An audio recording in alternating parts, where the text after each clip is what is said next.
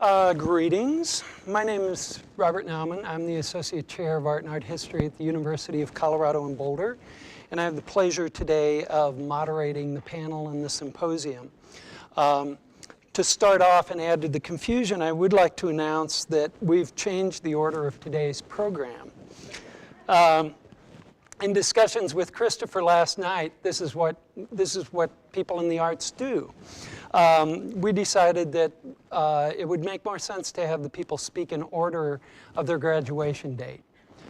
So actually, Jim Palmer will be starting off, graduated from the University of New Mexico with a master's degree and has known Christopher since his arrival, and then it'll work forward from there.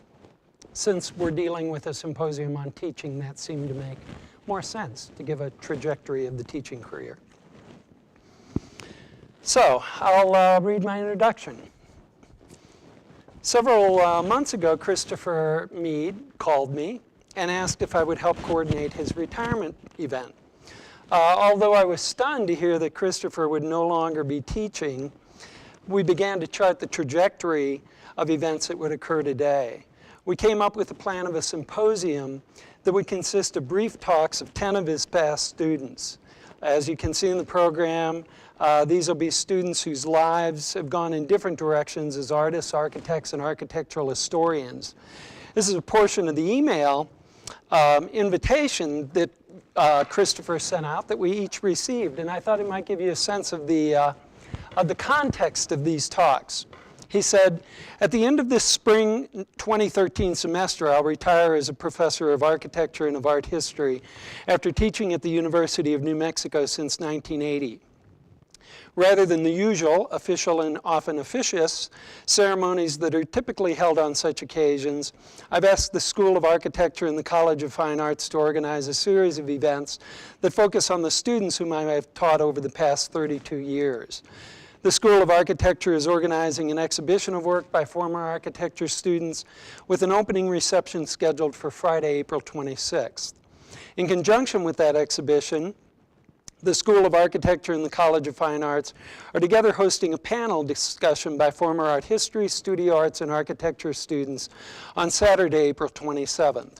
In general terms, panel participants will be asked to speak about their work as it relates to and reflects on their education at the University of New Mexico. Christopher was adamant that this event not be about him and simply a song of praise about him, as he made clear to us in a subsequent email. That said, in general terms, you're asked to discuss your professional work and career as those relate back to and perhaps reflect on your education at the University of New Mexico. You've been selected not only because you represent the several disciplines of art history, studio art, and architecture, but also because each of you has taken an interesting career path. Each of you has an interesting story to tell. Ideally, your individual talks should be substantive, but also sufficiently broad in their focus and scope to engage what's expected to be a similarly varied audience. I hope you're a varied audience, while sharing with you a common interest in the arts. As I've sometimes done, I'm going to disregard Christopher's remarks and introduce today's session by way of my own brief excerpt from a recommendation letter that I wrote on Christopher's behalf almost a decade ago. It was a letter of support for a Teaching Excellence Award, and this is what it read in part.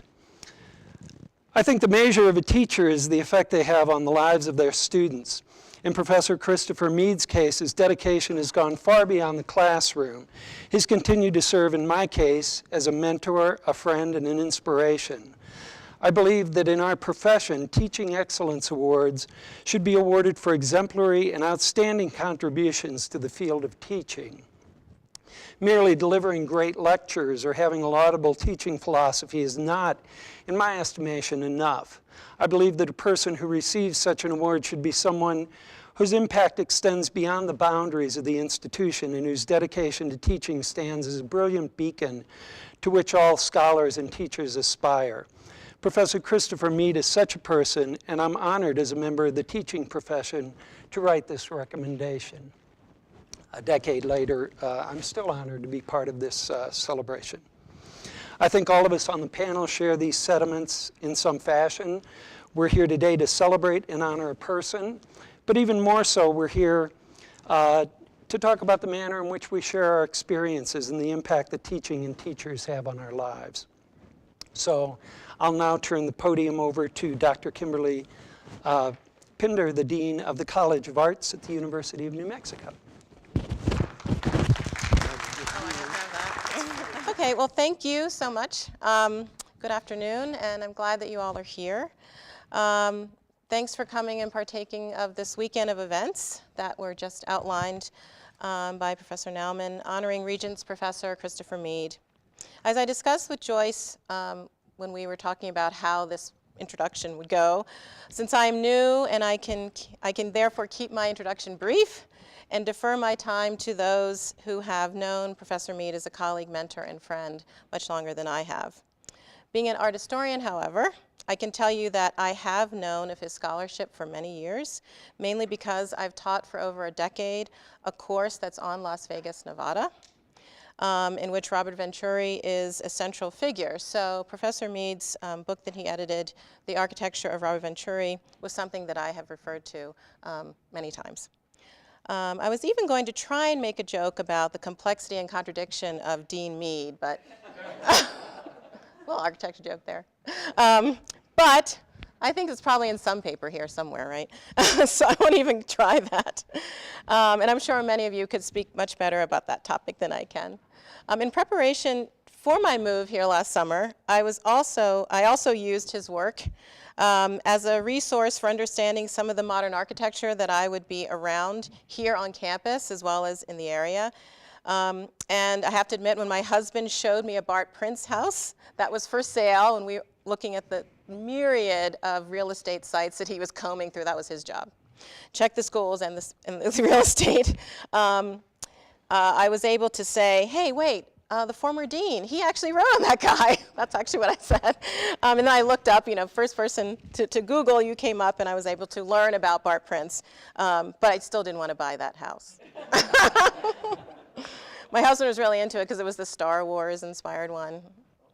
He's a Star Wars nerd, so he was into that house. We weren't buying that house anyway. But that's all about being an art historian, and now that's a distant memory. Sigh. Let's move on to my connection to Professor Mead, and that as a former dean. Being the fifth or whatever number I'm on as the dean in almost as many years here in the College of Fine Arts, I've received a different type of history seminar in which Dean Mead had played a very important part. The upheaval and tragic events that have plagued the college for the last few years have been a challenge. And Dean Mead, so I'm calling him Dean Mead now because he's Professor Mead to everyone else, took the helm twice between 2004 and 2009 to bring quite a bit of stability. The most important archives of his leadership for me, and there are many, in the office is a drawer of files on the IFDM, the Interdisciplinary Film and Digital Media Program, and a pamphlet about the art's impact on this area that was handed to me in an economic development summit last fall. So I actually don't have it anymore because I handed out so many. I realized I'd given them all away in my office. The latter, this pamphlet that discusses the economic impact of the arts, exists mostly in part because Dean Mead was the chair of the advisory committee to the Bureau of Business and Economic Research and created a document that it was entitled The Economic Importance of the Arts and Cultural Industries in Albuquerque and Bernalillo counties. And I think the legacy of that will live on maybe even beyond some of your books because it's spoken about so much in all of the circles that I'm going in, and people mention it a lot to me. So thank you for that. Albuquerque needs to thank you as well. Currently, we have 151 IFDM majors with students from roughly 5 different departments on campus and a full curriculum running out of the amazing facilities at Mesa del Sol that, again, Dean Mead helped make happen and bring another important pre-doc building to the University of New Mexico. And it's quite wonderful. I hope all of you have been out there to the fact that students actually get to have classes in yet another awe-inspiring feat by pre-doc. There are many other significant initiatives and acts Dean Mead carried out, but I promise my remarks to be brief. In 2005, he had a vision that dovetailed very well with the Governor Richardson's economic plans for building a film and digital media industry here, and in 2008, he had a steady and judicious hand to safely navigate the College of Fine Arts through horrendous budget cuts. I try each day to continue his legacy of fairness, precision, and thoughtfulness in this role that I have just taken on, and to continue to have a vision for UNM as Dean Mead and Professor Mead did and always will, I believe. And now I will present Joyce, Professor Joyce Sabo, to say more remarks about him as a master teacher. Thank you.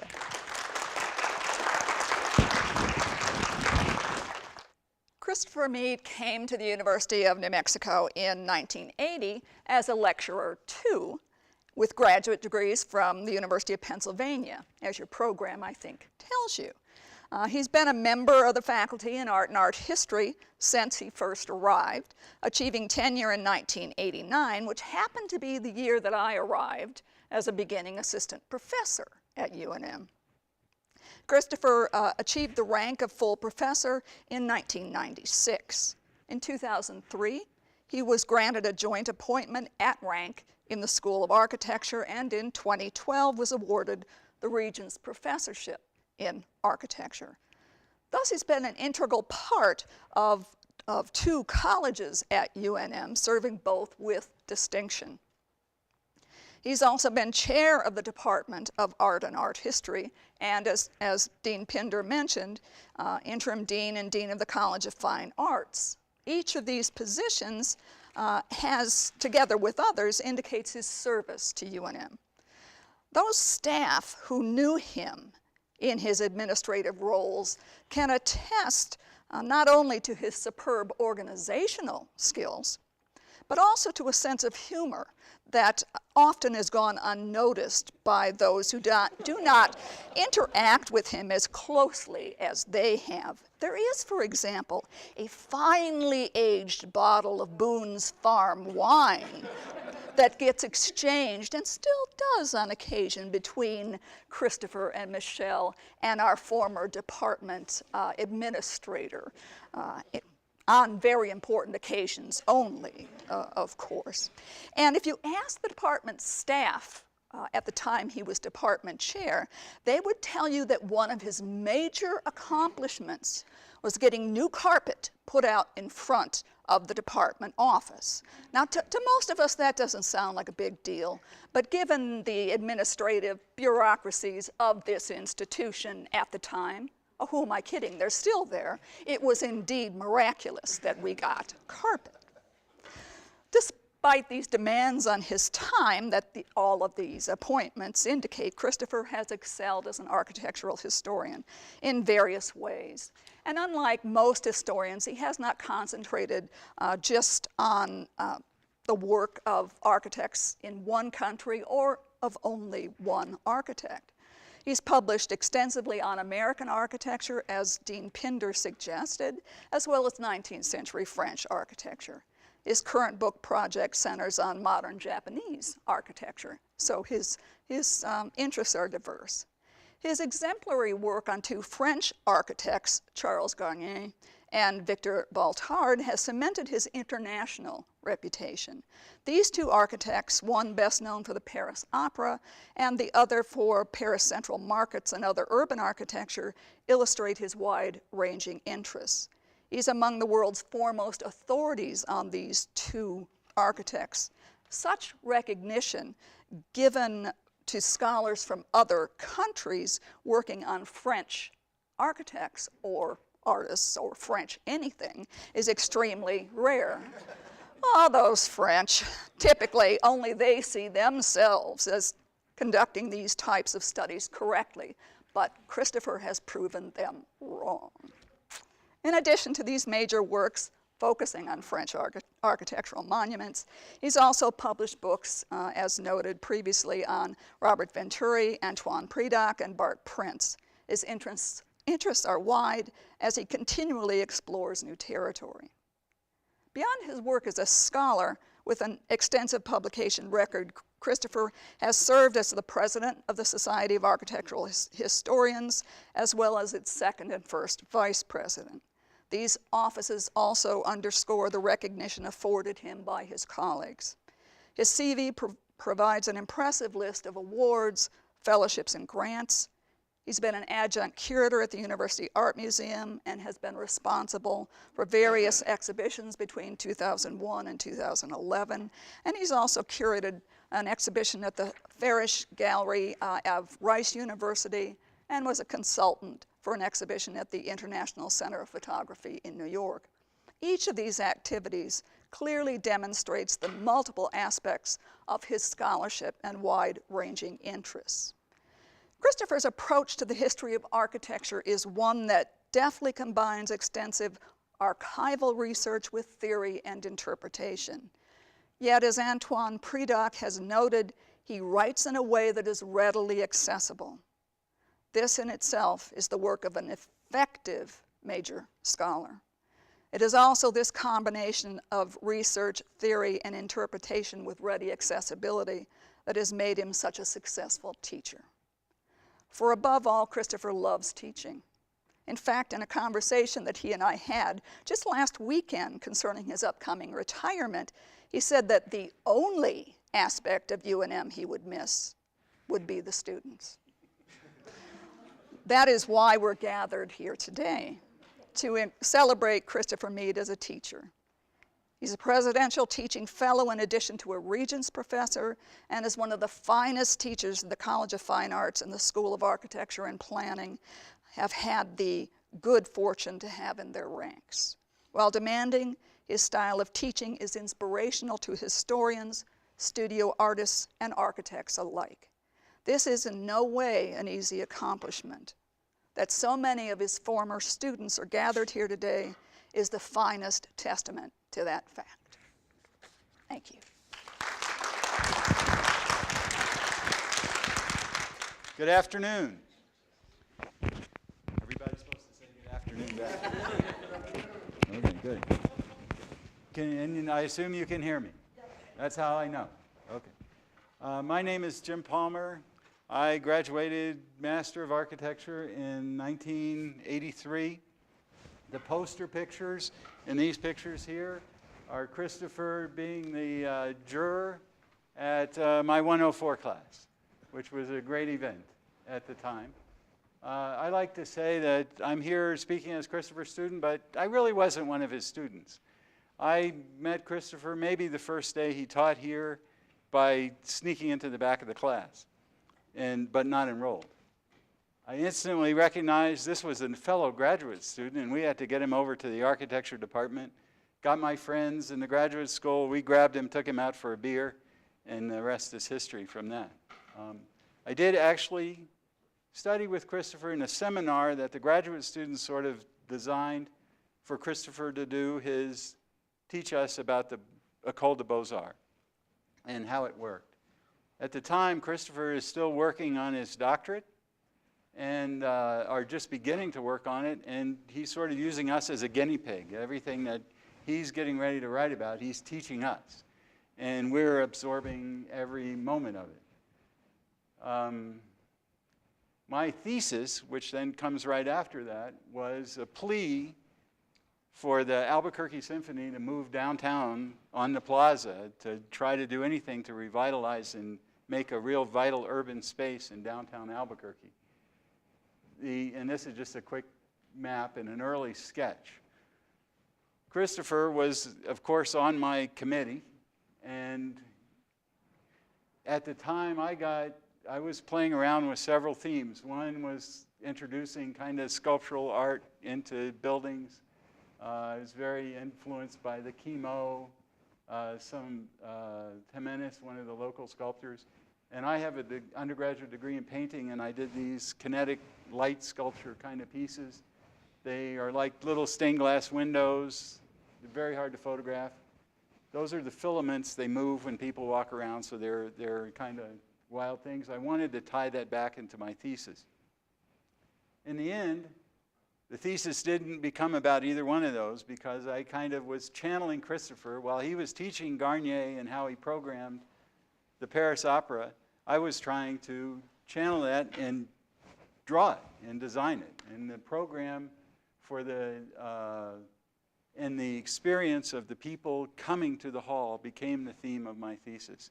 And while Christopher is trying to write and teach, I'm right beside him trying to draw what I'm learning from him at the time.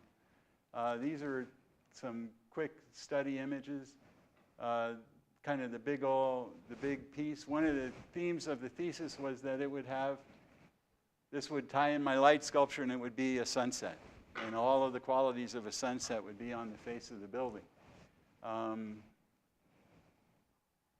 But I think that's sort of as far as it got. And the real, these are some of the sections, but the real emphasis was that there were a series of perspective drawings that followed the procession, that whoever was coming to the theater from any direction, car, foot, how the stage crew got there, how the conductor got there, and it was following exactly how Christopher was explaining Garnier's process in doing the opera. And that became, and this kind of walks through the whole thing. And you can see, even in that last one, I'm playing with the idea of some kind of figurative sculpture in the building, but never enough to get my professors too upset.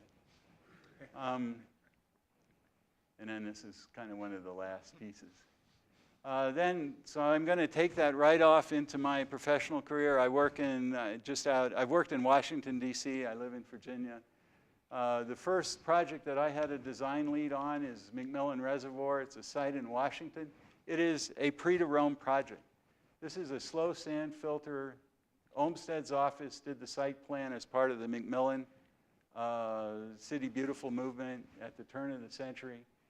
The beauty of this, there's this 25 acres of perfectly flat land, but the real workings of this is underground where the water was filtered, and there's 25 acres of these incredible vaults. We had almost a Beaux-Arts competition in-house to win running this job, and then against other teams later. We did it with ink washes just like we imagined the école worked. And the partie on this, which was how I actually became involved, was to slice the part of the vaults that we could save and make them a park and turn them into kind of a fountain and build the public space into it. And that was, I couldn't have touched this without the experience and Chris's explanation of how the Beaux-Arts system worked. This is a shot of trying to work the vaults and the berms that support them. The next big project that was critically important, Moore Rubble Udell won an international competition to design the new Performing Arts Center at the University of Maryland. And by pure chance, I had the opportunity to be on the Air St. Gros, who was the executive architect, to run the theater projects. So suddenly, I had the opportunity to build my thesis in real life. It was unbelievable. And the accident that caused this to happen was my thesis. The only qualification I had for this was my thesis, and I had, by chance, interviewed a person who was the best friend of the acoustic engineer on this, and the rest was history again. It was a perfect match between schoolwork and having an opportunity in real life. A huge, complex project. This is one example of a Beaux-Arts partie, again, a competition, historic deco building in Roanoke. The top slide is how it existed. Our task was to make the back the front, and all we had was the elevator shaft. The rest of the building was protected by historic preservation. One of the things that Christopher taught with the Beaux-Arts competitions, the winning ones always cheated a little bit, and I took that to heart. In this case, we had to build bridges to complete a circulation loop. Everybody thought it was going to be a horizontal problem, but knowing the mechanical systems, we were able to convince the historic preservation people to go higher, and that in turn what everybody thought was a horizontal problem into a vertical expression. We also got to play with taking some of the ornament of the building and putting it into the screen, and also bringing some of the parapet ornament down in the ground where you could see it. We also were able to introduce some terrazzo artists in the floor and some art pieces around. The most important project in my career is called The Ark. It is in one of the scariest neighborhoods in Washington, D.C. when we first started this. The statistic everybody says is that the high school there had 1,000 freshmen, 60 of those would actually graduate. Again, this was a party that set up in our own office as a very controversial one, because I turned the front of the building away from the street to the park and to the sunset and to the neighborhood that actually used it. This is a project I'm actually still working on today. There's the two on this side are the original buildings. That one we're working on now. Very difficult site. These are some of the initial sketches, the ballet studio for the Washington Ballet and some of the pieces. One of the initial elevations, the elevation as it is now. And one of the ballet studio, it's all nonprofits. We couldn't do anything too fancy, but the ballet studio was our one moment that we could do something. And kind of that became the symbol of the whole building. We got to work artwork, we did the graphics for it, and then we did the ballet studio. And as a kind of final to the thesis, the ballet studio became the play, the kinetic play with the light and the shadows and everything else, the girls and boys dancing in the windows in the evening, and they became the sculpture. I couldn't actually do the pieces, so the people themselves. And then finally, one more example of a party. This is a project we just finished. It was a Memorial Chapel in Richmond.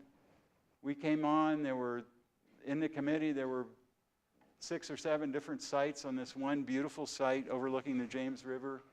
The party, once again, became about community and how people get to this, and ended up being the one at the very bottom selected to be out on the hill.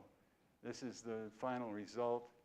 The scary part about this is the first one with computer graphics, and the party became the building almost instantly.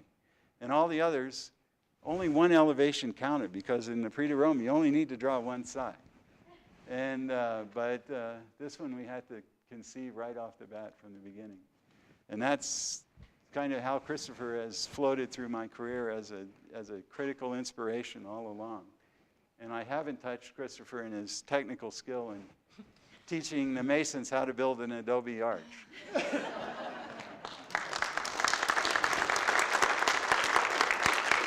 Thank you. Very good, Jim. Hello, I'm David Reddy, UNM Master's Class of 1987. I drove away from Albuquerque and UNM in a beat-up old Chevy Nova with the love of my life and a head full of ideas that had been planted in the fertile soil of my young mind by Christopher Mead and a number of others. And I'll sketch through what some of these ideas were. Architecture constructs formal and spatial narratives that connect the past through the present into the future. It has the power to transcend the ordinary and the commonplace and to project us into new territory.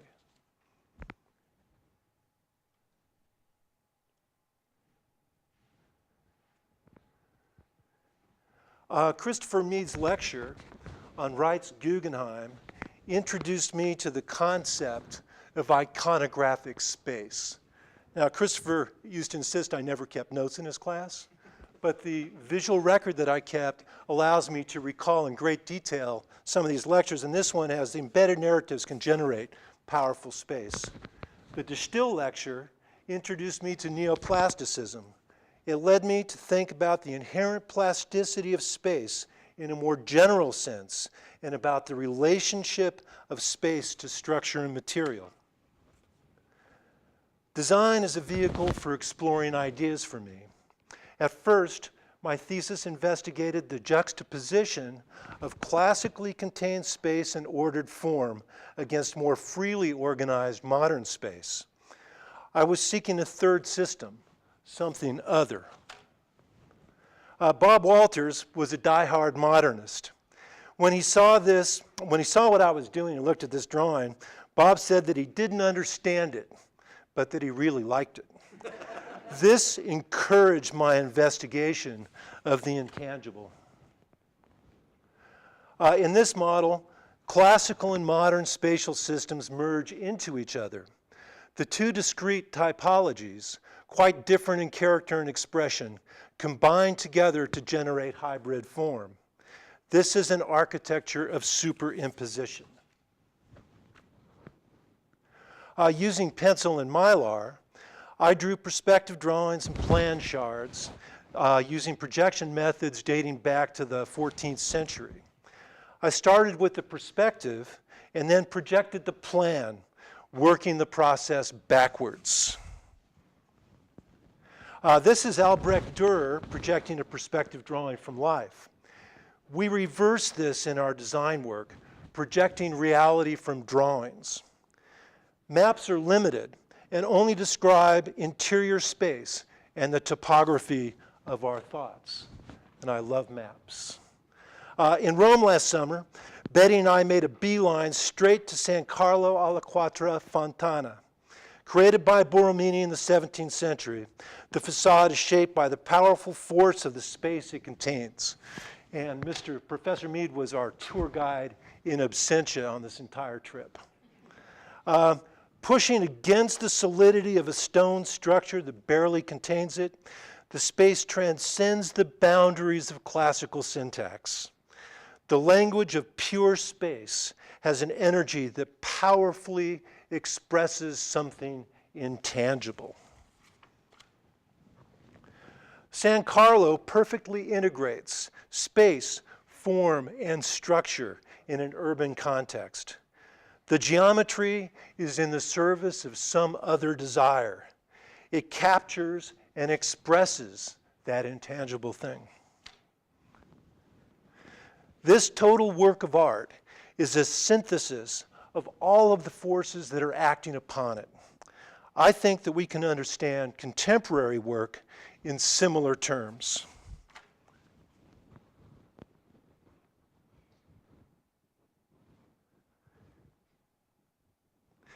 In the early 1990s, I was the project architect responsible for a large retail project in Barcelona.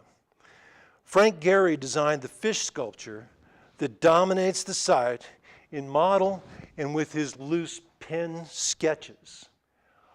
We began with the model. Our intention was to build it from that. There was a big problem. We could not draw the project with enough information for a contractor to understand and build it. So our map making failed us, and we scratched our head, ultimately came up with a solution.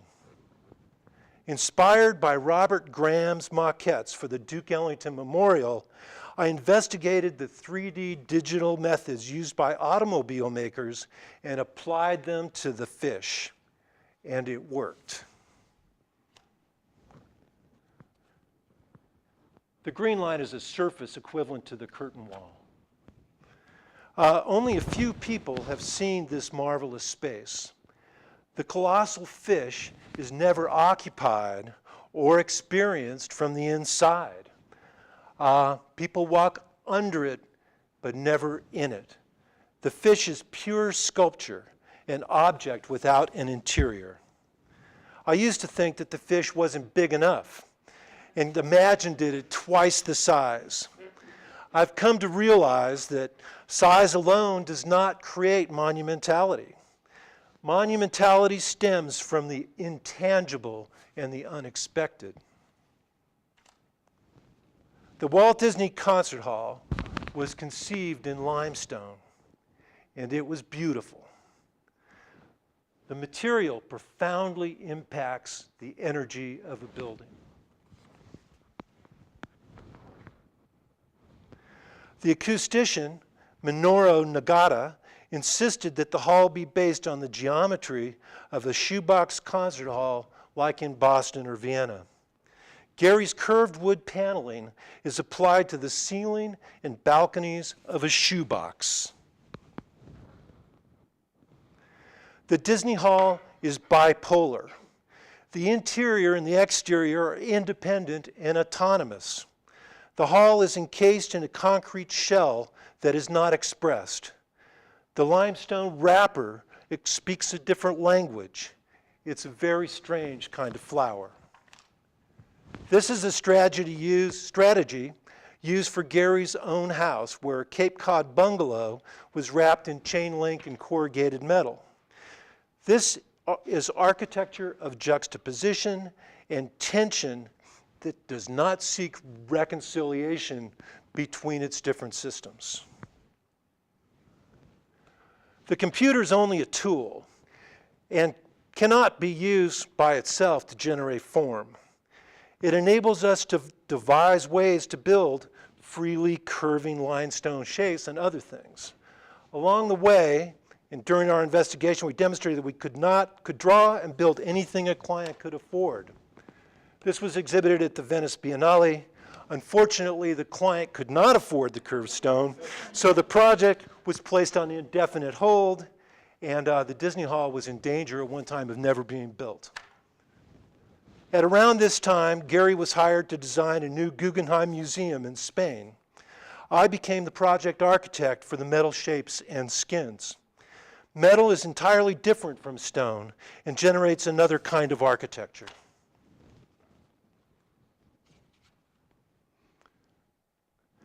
The curving shapes of the modern galleries, made of steel and glass, flow through and over two classical galleries made of concrete and stone.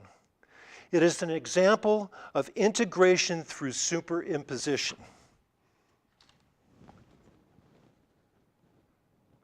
The regular geometry of the classical galleries is expressed, pinning the undulating forms of the metal shapes to the ground. The compressive stone galleries establish a datum for registering difference.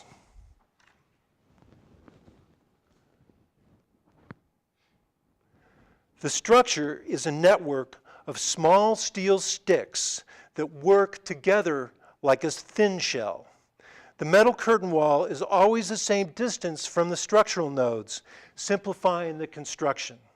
The space, the form, the structure are integrally and coherently interconnected. And this is key to the point.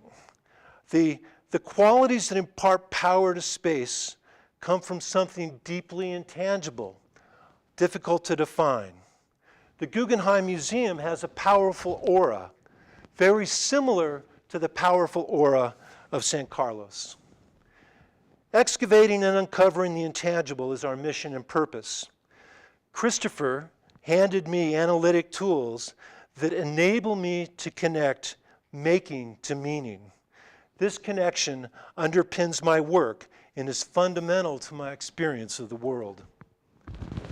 Living in the 21st century is sometimes, to me, like dwelling in the pages of a William Gibson novel. In today's rapidly changing and syncretic world, it is important to reach deep into our collective experience to uncover and express the intangible qualities that elevate the human spirit. Thank you.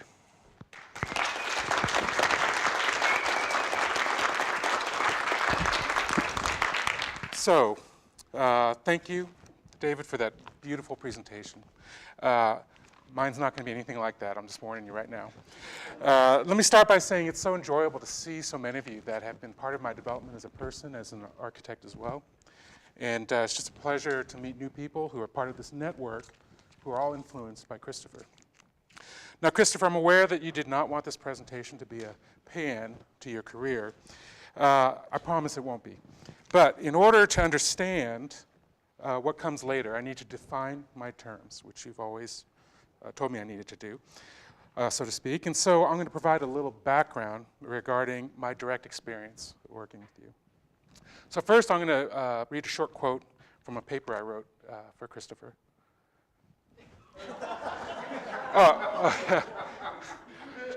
Just kidding, guys. So, here we go. If we grant the Chomskyan view of an inherent mental signifying structure, the argument fails.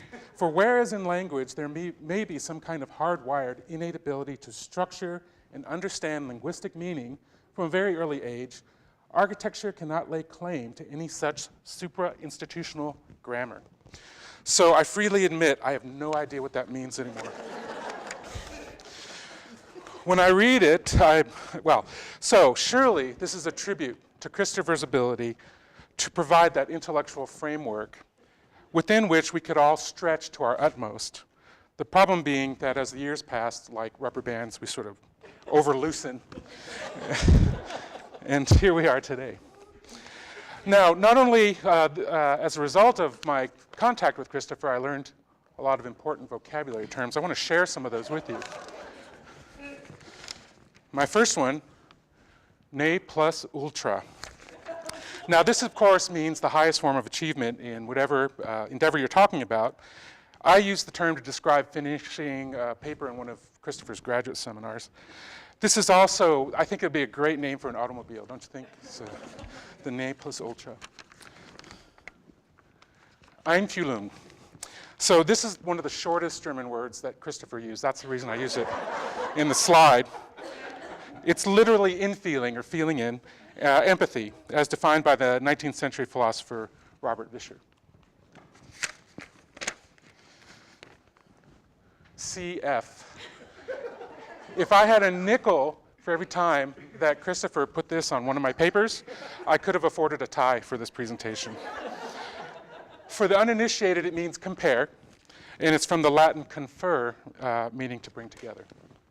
That's actually a very important term when you're talking about Chris. Now, finally, and I'm just going to apologize in advance for the mangling that I'm going to give to this pronunciation. This is actually a comment that I was able to somehow reinterpret from the chicken scratch writing that Chris used to put on our papers. You'll like this one. This is his comment to me on my master's thesis.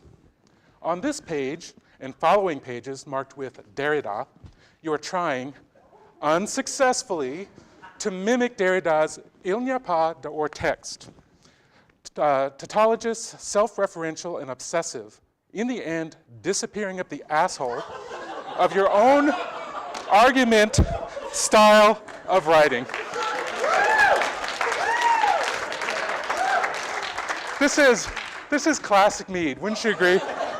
So the beauty of it is, in my professional career, nobody has been able to make me cry. Now, CF, bullshit. All right, so that being said, I recall that, so my master's thesis was an Institute for the Study of Dreams, and the whole process of uncovering the dream mechanism, looking at the rational and the unrational, and trying to bring them into the conscious world as a way of forming buildings, this was the premise. And I remember I got to a point in the explorations where I was thinking, gosh, if I just had some real-world examples, if I could get into the dream life of somebody I knew, I could compare their outward behaviors with the dream mechanisms that I was studying, then I could really get somewhere. I was right on the edge of this big insight. So I asked Christopher if he would record his dreams with me and share them. And yeah, the truth is that his response has affected my intellectual life ever since then.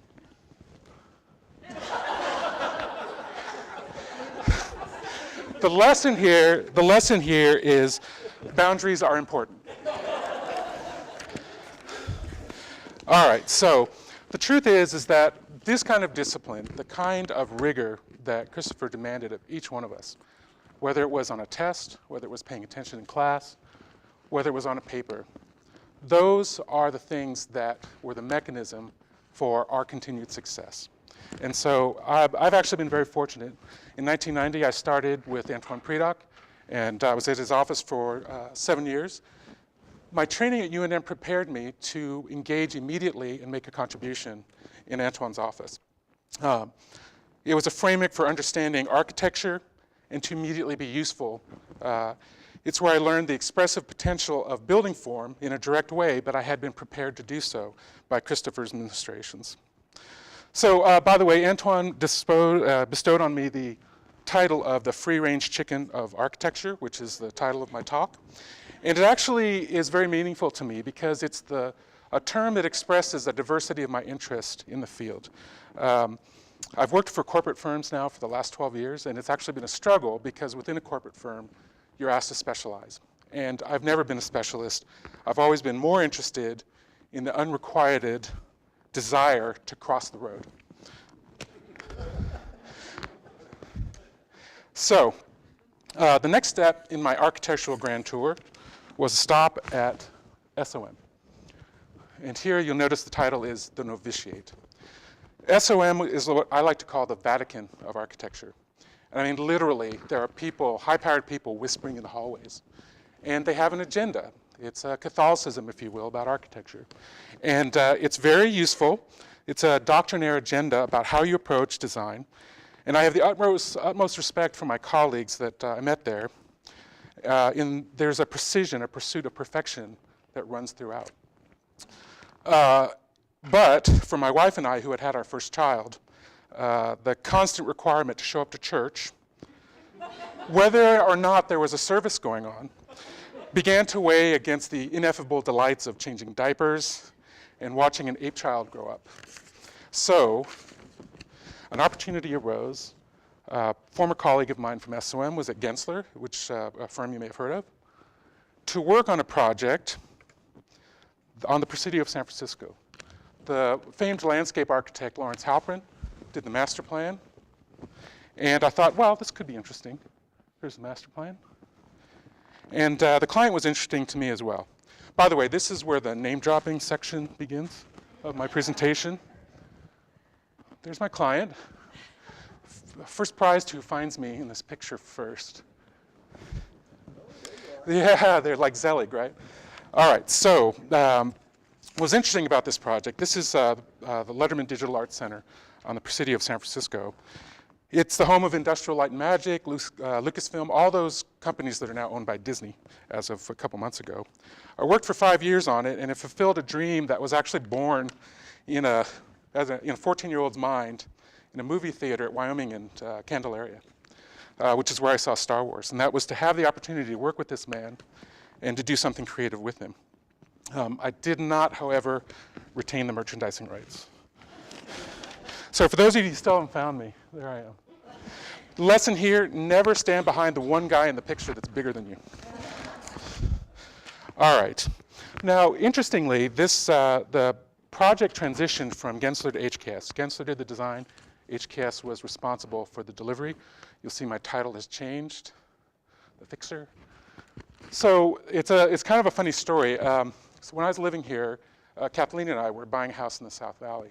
And it was an old couple. They were moving into a townhouse. And they had this beautiful, huge wolfhound dog. And we made our offer, and we didn't hear back from them. We were wondering. They called back, and they said, you can have the house, but you have to take the dog with it. So in this project, Lucasfilm said, you can have the project HKS, but you got to take the dog with it. I am the dog. And so I went with the project, and it turns out that dog didn't like our cats, by the way. So there's some lesson there. I don't know what it is.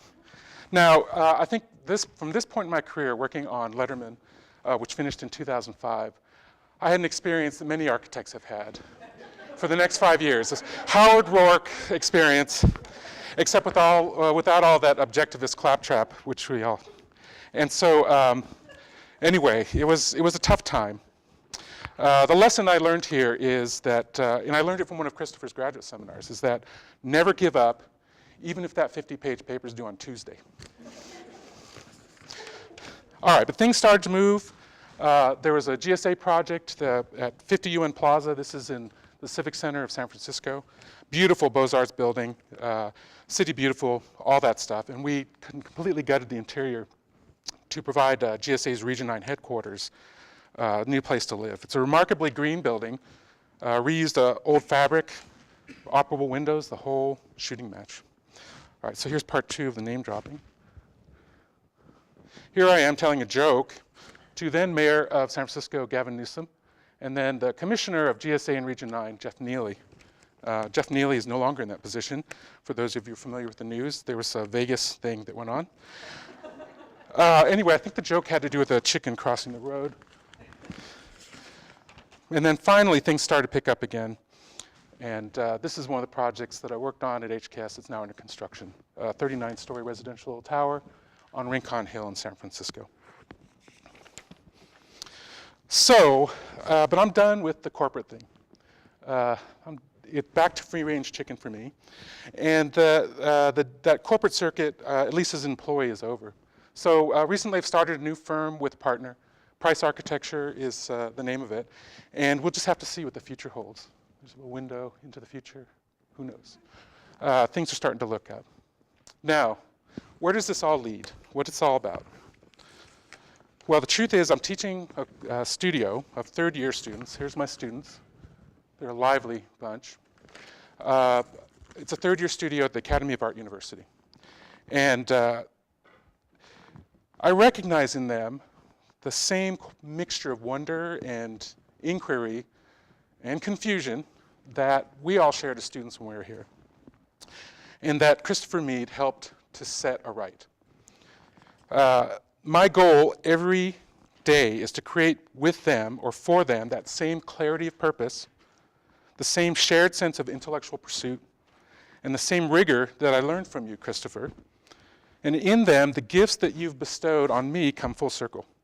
The lessons that you bestowed on me radiate outward from this point. And who knows, maybe one day one of these guys will teach and those gifts will continue to echo. Thank you.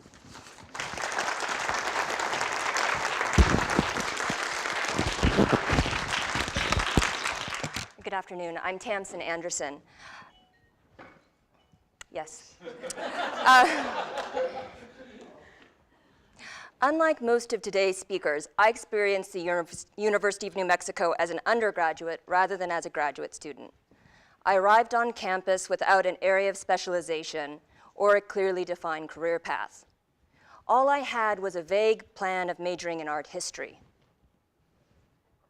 Thus, it was my good fortune to be introduced to architecture by Christopher Mead, photography by Nia Janis, and contemporary art by Dave Hickey, remarkable scholars as well as talented lecturers who conveyed their insights with enthusiasm, sparking an interest in art and architecture not only in me, but generations of students. They made the subjects of art and architectural history exciting, and perhaps even more important, relevant. As I look back, I recognize that my undergraduate years at the University of New Mexico instilled in me an intellectual curiosity about the world, and fundamentally shaped my scholarly interests in ways that I had not fully realized until recently. And yet, there has never been any question, at least in my mind, about Christopher's influence on my academic pursuits. His classes helped crystallize my interests in architecture and urbanism. In quick order, I took his courses on pre-modern, modern, and American architectural history, as well as an independent study. His lectures on Louis Sullivan, Frank Lloyd Wright, and Bruce Goff prompted me to study American architecture in graduate school. Because of Christopher, I moved to Chicago, where I could be surrounded by these architects' buildings and attend the University of Illinois at Chicago to work with Sidney Robinson, a specialist on American organic architecture, and Robert Brugman, who I naively, and luckily for me correctly, assumed would be a good graduate advisor, largely because he had attended the same graduate program as Christopher.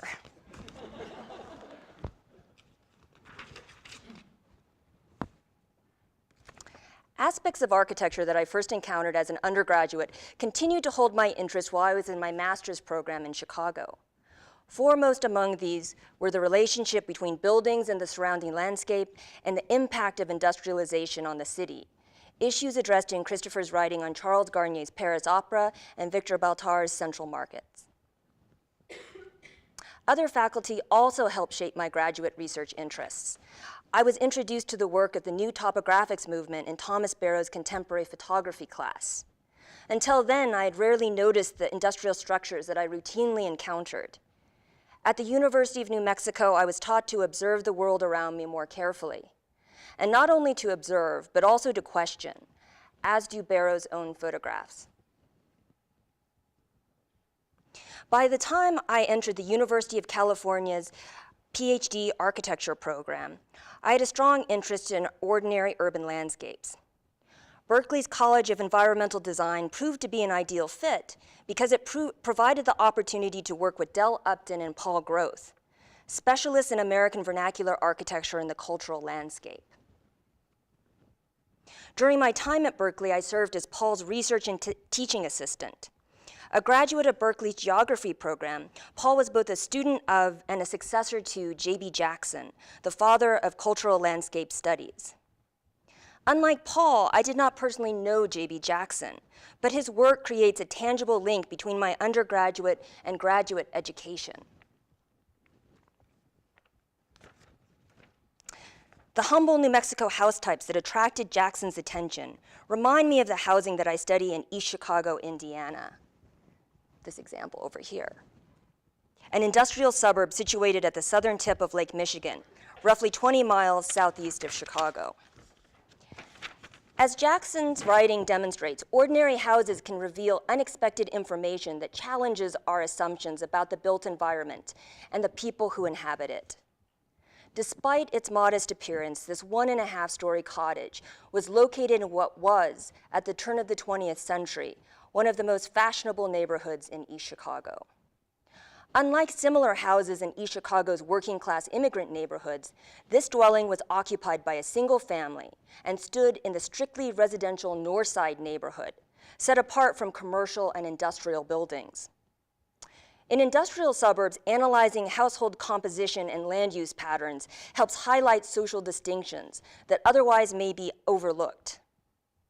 A sample of 61 heads of households living on the North Side reveals that in 1910, nearly 75% were native-born, with the remainder being mostly English or Welsh, the same ethnic background as many of their native-born neighbors. The concentration of white, native-born residents on the North Side is striking given the large number of Southern and Eastern European immigrants living in East Chicago at the time. This pattern of residential segregation was not accidental or simply the result of decisions based on economic considerations or personal choice. Instead, as in more bucolic Chicago suburbs, deed restrictions prevented quote-unquote undesirable groups from settling on East Chicago's North Side.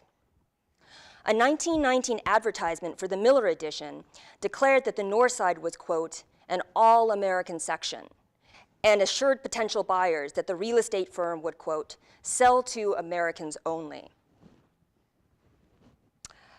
This pattern of residential segregation was no doubt reinforced by Klan activity in the neighborhood, which coincided with escalating tensions between native-born and foreign-born white residents during the National Steel Strikes of 1919.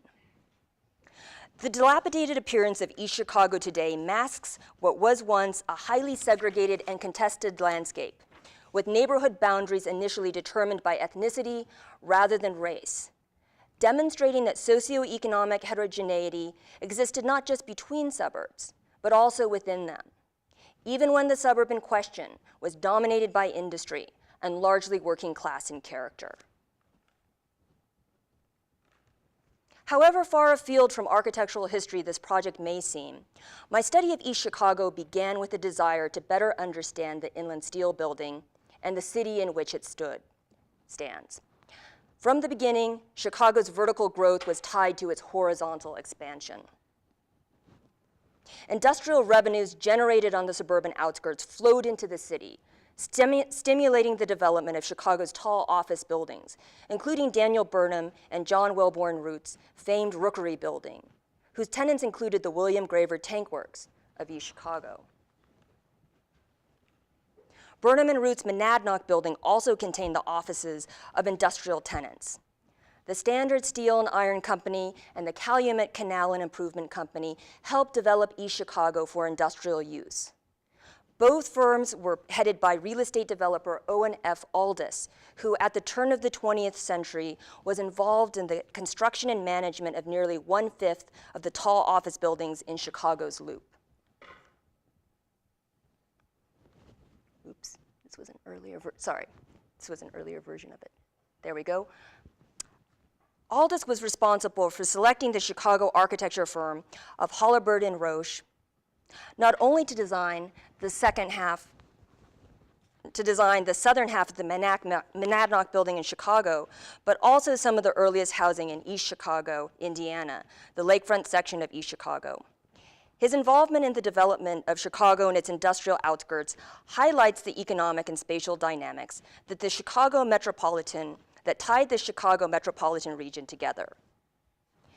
As I learned as an undergraduate at the University of New Mexico, architecture is not a peripheral concern, but a key to understanding these and other landscapes, a lesson that I try to impart to my own students at DePaul University in Chicago.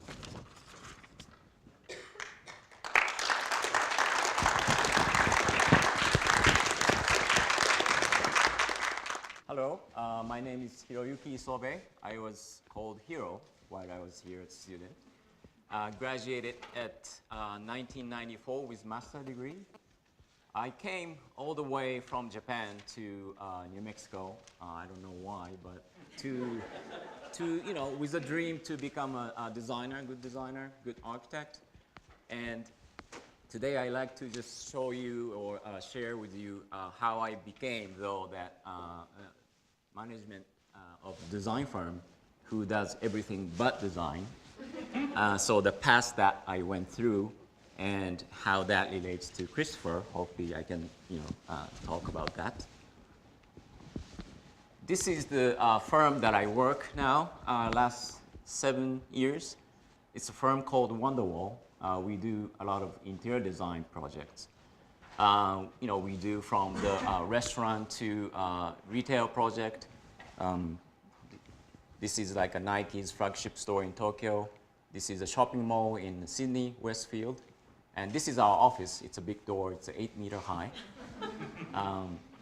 So what we do is, the client come to us and they really want their brand or their company to be represented through the space experience. So that, oftentimes we talk about with what we talk about with our client is how to compete with web, how to bring people out from their room to actually visit, the physical and make them to have a physical experience. And through that experience, how to communicate their brand, therefore they can buy these things or some things like that. But, so this is who what I do now, but obviously I started as a student here. And this is some of the sketches and drawings and models that I made for my thesis, where Christopher was on the committee.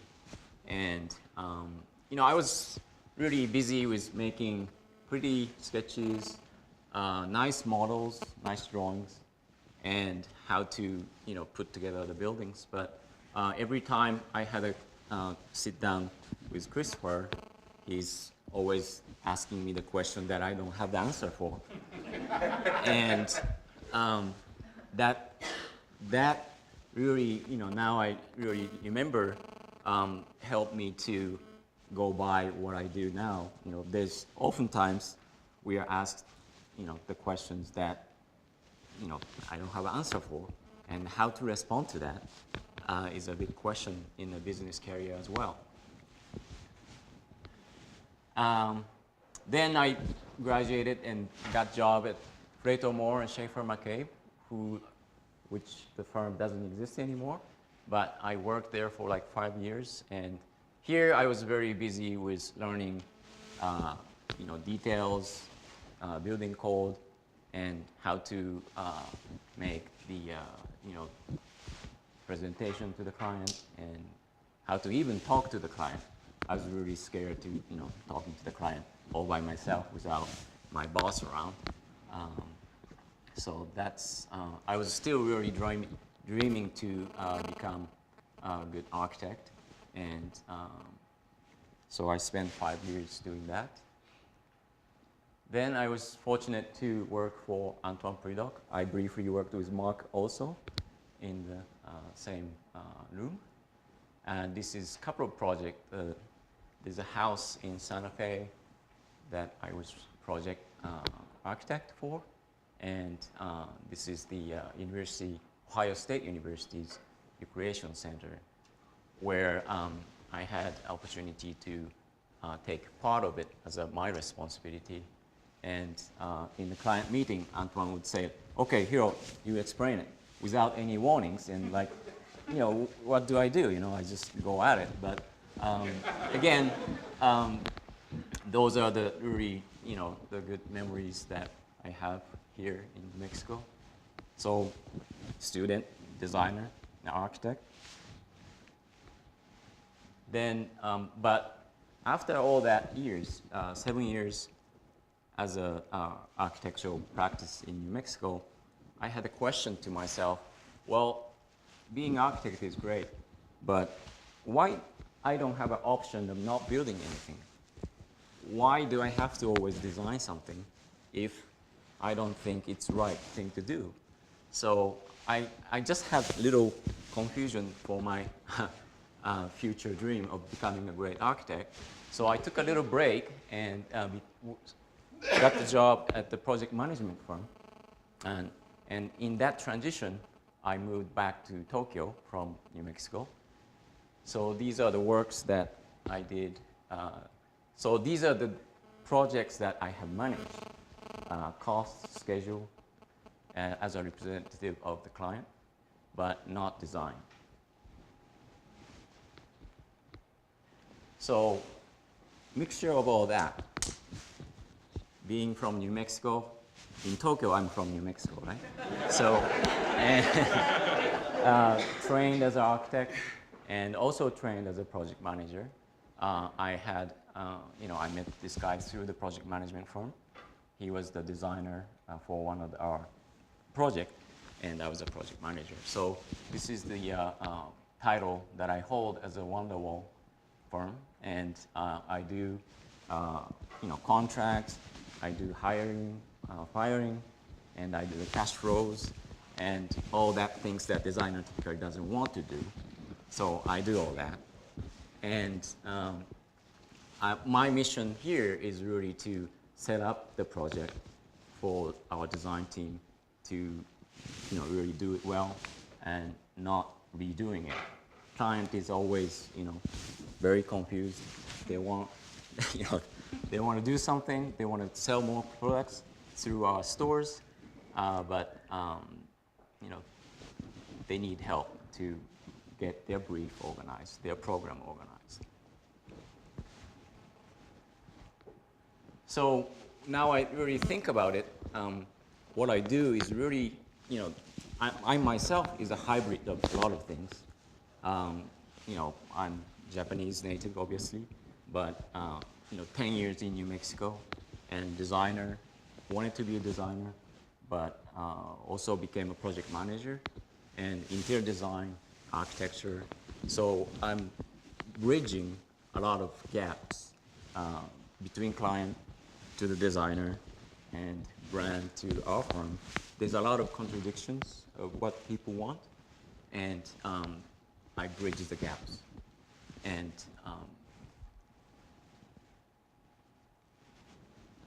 And all that, and I can't really clearly speak about how all that relates to what Christopher taught me, but this event, I flew all 6,000 miles to be here, and this something inside that is really gravitated to New Mexico and this place, this state, and people, and Christopher here. And I really value that. And having the second home like this really helps me to, define my terms, I think, and really set myself in a clear perspective of what I need to do in the time of my life. And with that, I'd like to end my presentation.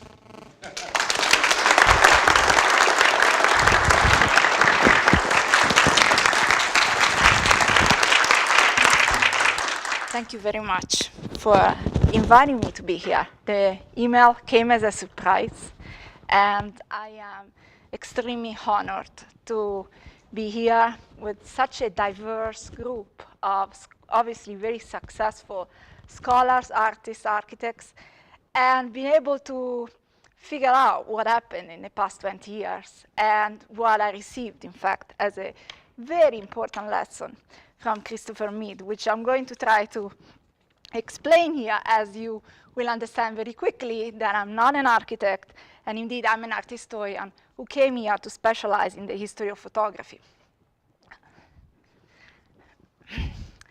If I can pare it down to one thing, the most important gift I received from Christopher Mead during my doctoral studies at the University of New Mexico was a lesson of Robert Venturi. Chris, via Venturi, gave me a pragmatic understanding on how to write history and how to confront historical photographs of the kind you see here under a new perspective. This is the perspective that Robert Venturi highlights in his own preface of Complexity and Contradiction in Architecture, when he cites T.S. Eliot's essay, Tradition, Individual, and Talent, and notes that, quote, tradition involves the historical sense, and the historical sense involves perception, not only of the pastness of the past, but of its presence. These words, highlighting the coexistence of past and present, were key to me, as I came to New Mexico to specialize in the history of photography and understood my project in terms of a linear progression, which was informed by diverse schools and aesthetics. As you can see, many photographers going to photograph beautiful Italy from a variety of countries, in fact. But nonetheless, in this linearity was grounded on a clear sense of geography and temporality. And yes, Professor Eugenia Parry-Janis was clearly a magnet for me to come here and figure out what these photographers had done in Italy with processes like the calotype that she had so eloquently written on. The fact of the matter is that as I arrived here, and I relate to some of the foreigners who spoke before me, as I arrived here, this clarity and linear scope fell apart. I had not quite taken into consideration, I got to admit that, what the context of New Mexico, its landscape, layered history, and contemporary photographic expressions, like the one of Patrick Nagatani, who I do acknowledge here as another very important teacher, in helping me understand the layers of this history in this very complex landscape, how all this, what all this would do to my work.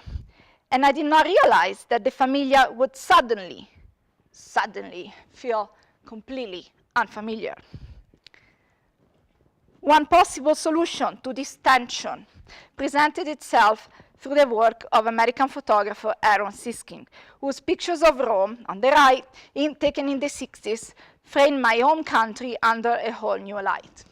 And if you do not grasp how historical photographs of the Colosseum taken in the 1850s, plus Patrick Nagatani photographing the nuclear enchantment in New Mexico in his book with a text by Eugenia Janis, how 1 + 1 equals Aaron Siskin's photographing the ruins of Rome in such an abstract, almost abstract expressionist manner, it's okay. But it did make sense to me. And The towering presence of Siskin's photographs of ruins was both a shock, I'd never seen them before, and a delight, giving me permission to connect two worlds and revisit history. But I would have not been able to articulate such powerful ideas without Chris's introduction to Venturi's book and his invitation to write a paper about its layout. So Christopher Mead's lesson came to me through the visual strategies that an architect like Robert Venturi put together using photographs as well as floor plans and drawings and everything else, you know.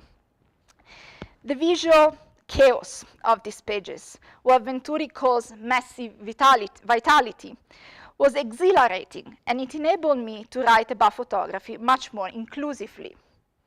The message of the book was twofold, as Christopher Mead writes in what we heard is one of his multiple books. And he says, it was an open-ended message incorporating a range of traditions, and it also provided a key to interpret American culture. Thus, by looking at the bizarre juxtapositions of Times Squares in New York City and St. Mark's Squares in Venice, and viewing them side by side to pictures of the American road town and sprawl, it became possible for me to bring together polar opposites. In other words, the lesson revolved around an understanding of American culture, together with the possibility of creating a dialogue with my past, a dialogue that, as you know, Venturi also continued in a later book, where he stated we had to go to Rome to understand Las Vegas. This was all together really powerful for me. As Chris writes in his book, Venturi, and I quote, arguing for the massive vitality of our built environment has made his architecture speak on as many levels as does Americans' own cultural diversity. High art and popular art, classical architecture, and vernacular building all find expression in his work. It was just the perfect recipe for someone who needed to figure out what the American urban landscape was about and how to bring that together with something like Piazza Navona in Rome. The book became exhilarating and made me feel free to draw connections between high and low and the plurality of visions and media. If Venturi had done it, why couldn't I? And this is obviously another page from his book. And here I am trying to show you some of the work I've been doing in the past, let's say, 15 years. One of them being the canonical work of an American modernist like Paul Strand, and this was a chapter of my dissertation here, was The Canon, his Italian book, where I started to ask myself what else was circulating through the culture, and juxtaposing his pictures of peasants to the consumerism of illustrated magazines published in Italy exactly at the same time, 1955, in which I wanted to bring this together. In fact, looking at the complexities and contradictions of the history as an American modernist looked at Italy as this very traditional culture, while the traditional culture obviously was moving towards the Fiat Seicento and everything else that was circulating through American capitalism that we see in illustrated magazines. That contextual lesson of Venturi also came to me as I asked myself in the dissertation and elsewhere, as I was able to publish part of this, how that picture of the family, which is the way he titled it, published in 1955, could possibly connect to another family of men that was exhibited at the Museum of Modern Art in the same year by Edward Steichen. And following the dissertation, I took the other important lesson that I'm trying to bring here, as I explained to you what I've been doing, the other important lesson from Venturi was that of context. And again, as Christopher Mead writes, for Venturi, history is seen as the real and necessary complex presence of an entire past in our contemporary world. I embarked in 2000-something on a project at the Canadian Centre for Architecture, working funny enough, for the person who championed Mies van der Rohe, who, as we know, had some tensions. Venturi had some tension with Mies van der Rohe, and that person being Phyllis Lambert, who asked me, an Italian who lived in New Mexico and was transplanting herself in French Quebec, to work on a project on the British in India. And it's all true. And so as I embarked on working on a fantastic collection of photographs, and I felt very honored to be doing that, I did bring that lesson of Venturi and what I just quoted here of the complex presence of an entire past in our contemporary world. Wanted to, in fact, juxtapose what you can detect here are very fine prints taken in the 1850s by British photographers in India, together with postcards, phenomena of tourism, vernacular works produced by Indians themselves after obviously the post-independence moment of 1947, and questioning how certain monuments, like the fort in New Delhi, or in Delhi, would bounce off in calendar art prints that one would find, with Nehru becoming obviously the historical presence, towering in front of the same monument representing independent India after 1947.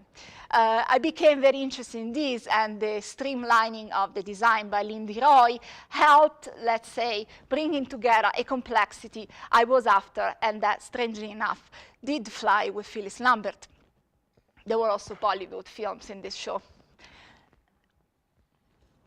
And the lesson continued, as in fact I want to again think of Venturi's architecture of grays, of the hybrid zone, of both and, that gave me the opportunity to look at the history of photography of my own country under a whole new light, and see the two sides of the coin, emphasizing the tensions and contradictory directions, or as Chris writes, the pluralistic affirmation of the choices offered by history. As I wrote this book on Italian photography, in which I was indeed interested in looking at the famous Alinari's photographs of Florence and many other tourist sites in Italy, and that past completely embalmed and still in history, but constantly looking for the other side of the coin of a country that, meanwhile, was also growing in its own modernity, and was also being photographed in its own modernity. It seemed to be a very conflicting and certainly polar opposite of that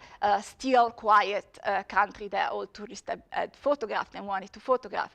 These ideas have prompted me recently to think of a forthcoming book, and certainly research, in which I want to question ideas of Italian modernism, as magnificent photomontages happened in the 1930s by people like Bruno Munari and Marcello Nizzoli, of the kind you see on the left, and see how that incredible expression of modernism coalesces and goes hand in hand, both hand again, with representations of vernacular architecture, like the one you see on the right, photographed in a way that pushes that modernist aesthetic of the view, at the same time revisits again the past.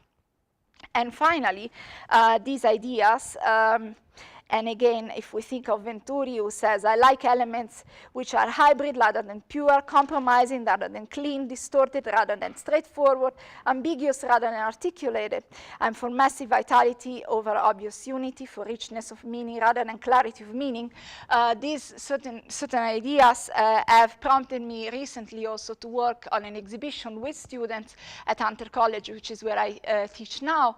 And I'm actually very proud of saying that Christopher Mead's lesson to me has been obviously that intellectual lesson of particularly exposing me to the work of Venturi, but also the lesson of a true teacher who encourages his students to go out in the world and try to make an impact with their work, and is really there to find their voice, and I carry that lesson with me in a very important ethical manner as I'm a teacher now. And in this exhibition, in fact, in which I had 15 assistants curating an exhibition with me, what we wanted to do was looking at expressions of photography in Italy since the 50s up until now, and looking at, in fact, a very complex, diverse landscape that increasingly is becoming global.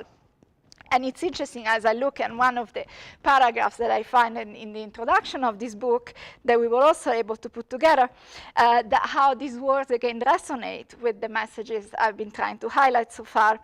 As I write, if it is possible to delineate a global tendency in some of these photographs of generic cities and eclectic landscapes, as I think we've seen in the previous presentation, which was absolutely funny, where the distinction between city and suburb is no longer clearly defined, our project, this one, Peripheral Visions, wants to verify how, in a particular Italian context, this progressive decentralization and homogenization evolved, and what strategies were used by photographers to record these transformations.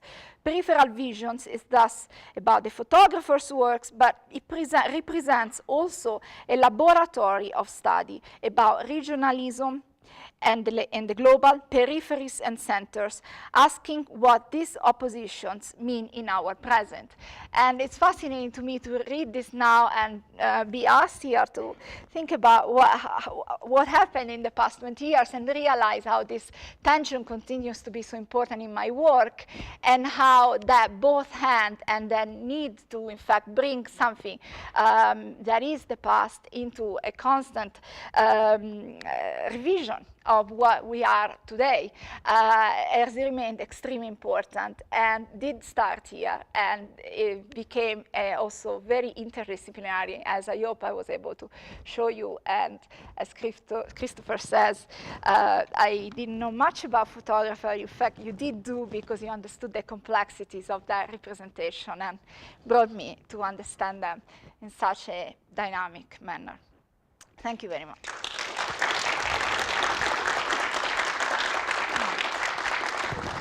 I do want to mention today that besides celebrating Christopher's retirement, we're celebrating a passage of time. On Tuesday, Christopher has a very important birthday coming up. And I won't tell you which one it is, but it's divisible by 10, 20, and 30, and it's not 30. So the architects who have had algebra and structures already know the answer. Some of the art historians are still counting on their fingers.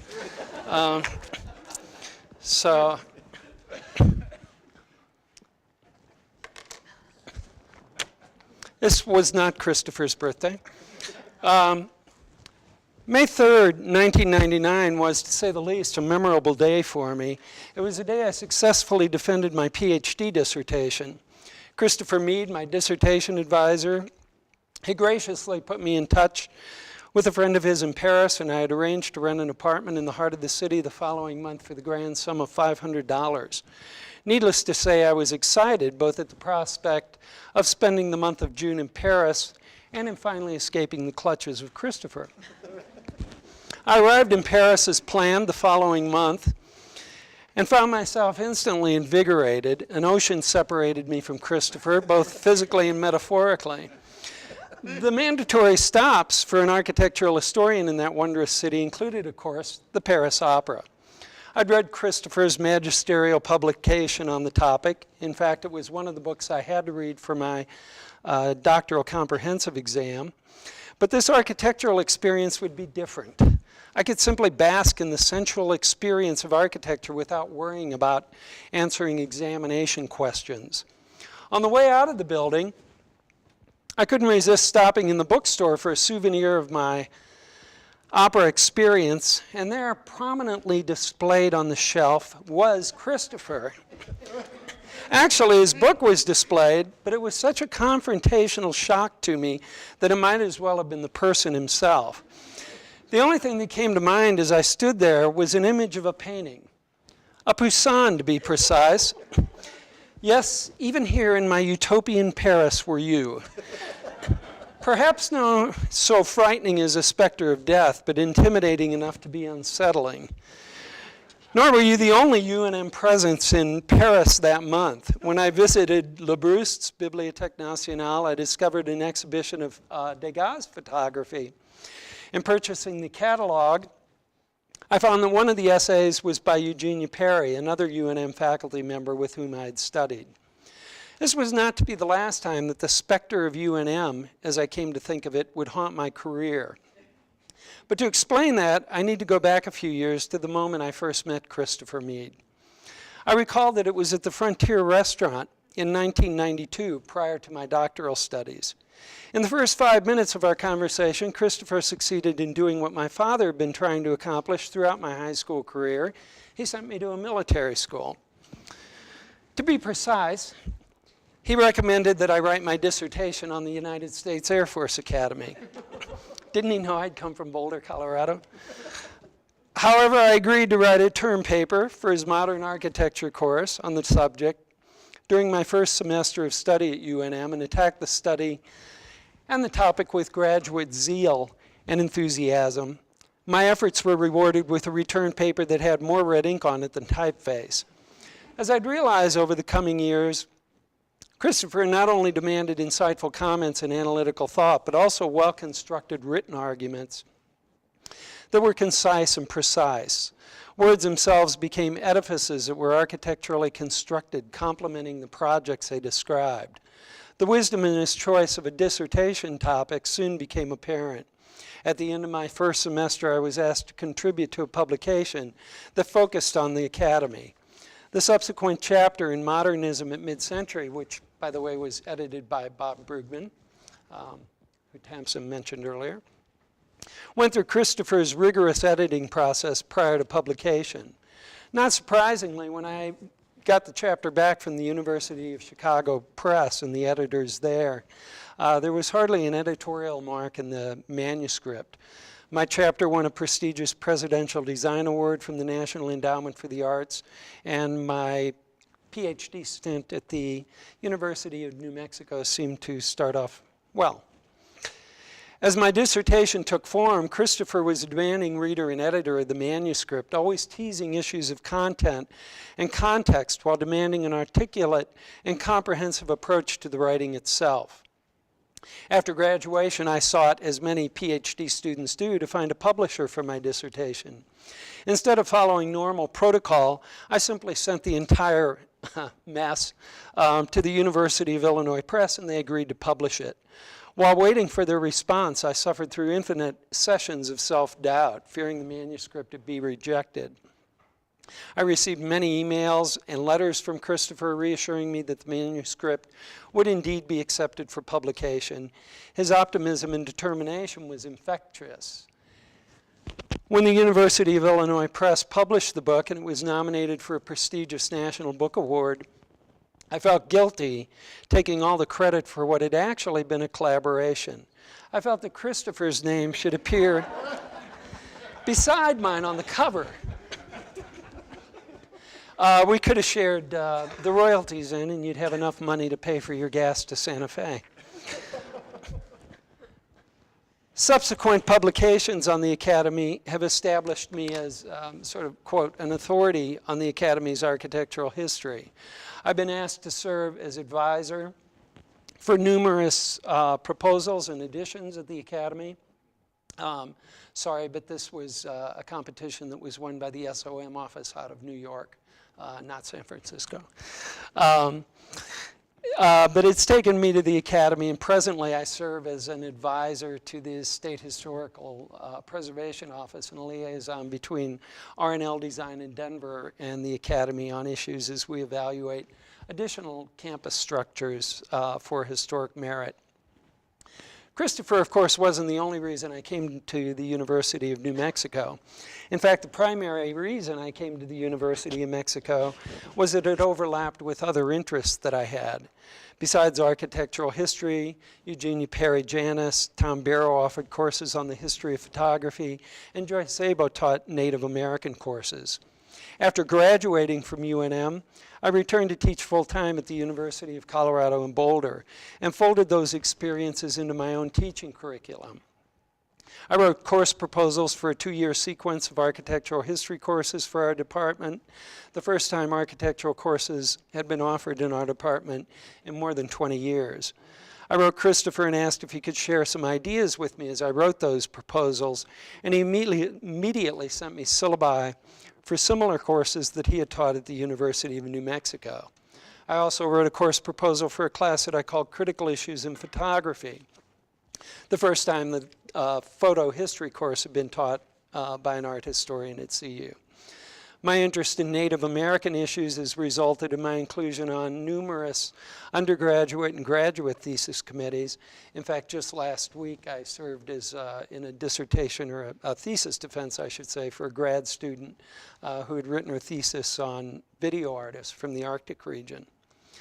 But it wasn't just the course content that defined my time at UNM. During my second year of graduate work, I had the opportunity to be a teaching assistant for one of Christopher's upper division classes. I taught full-time myself prior to coming to the University of New Mexico, but sitting in Christopher's lectures was like taking a teaching seminar.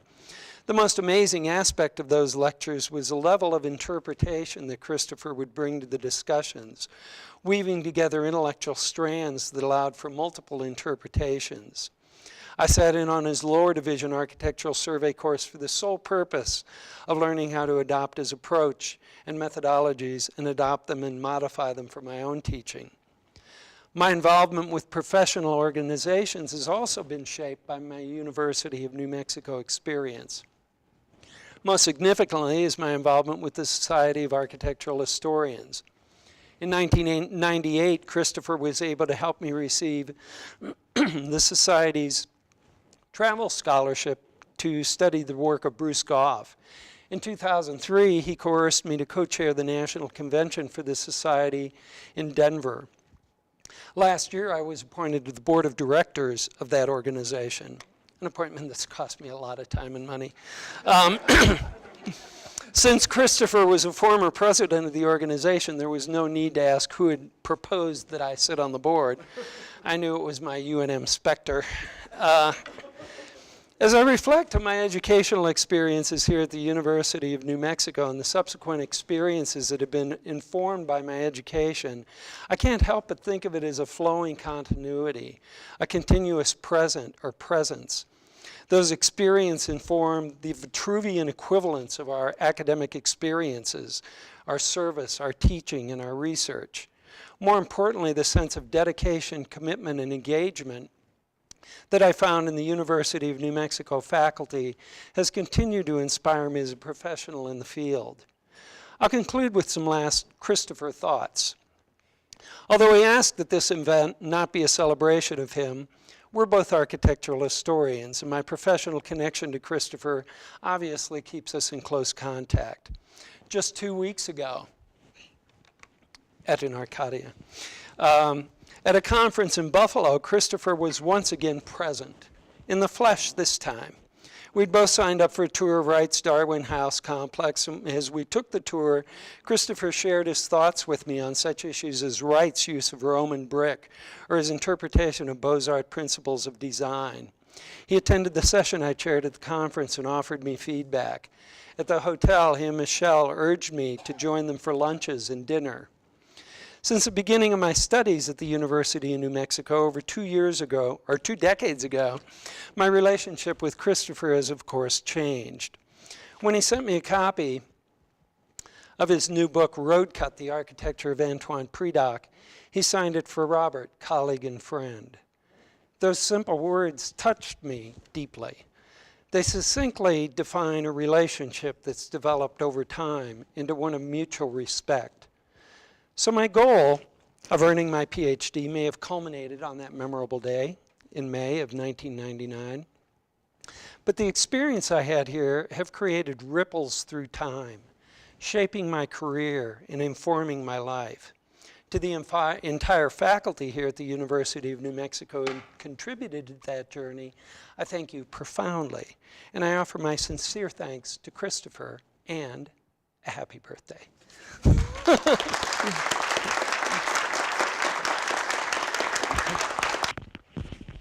Well, hi, everybody. My name's Michael Howells, and let's see, slide machine.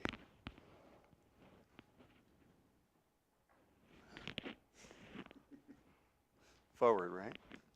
Yeah, there was a good. Oh, okay. There we go.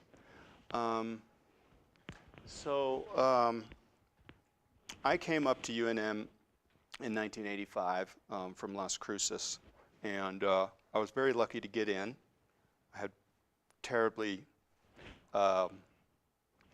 embarrassing grades in high school. Fortunately, the university was willing to overlook that.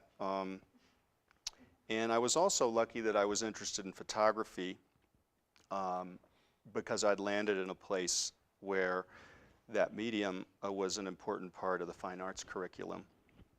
I studied, though I never felt like much of a student, with great teachers, Tom Barrow, Patrick Nagatani, and I became early on infatuated with a particular teacher called Eugenia Perry, who's been mentioned many times today. She went on to have a massive influence on my life, in spite of the fact that I got, I think, a C- in my first class with her.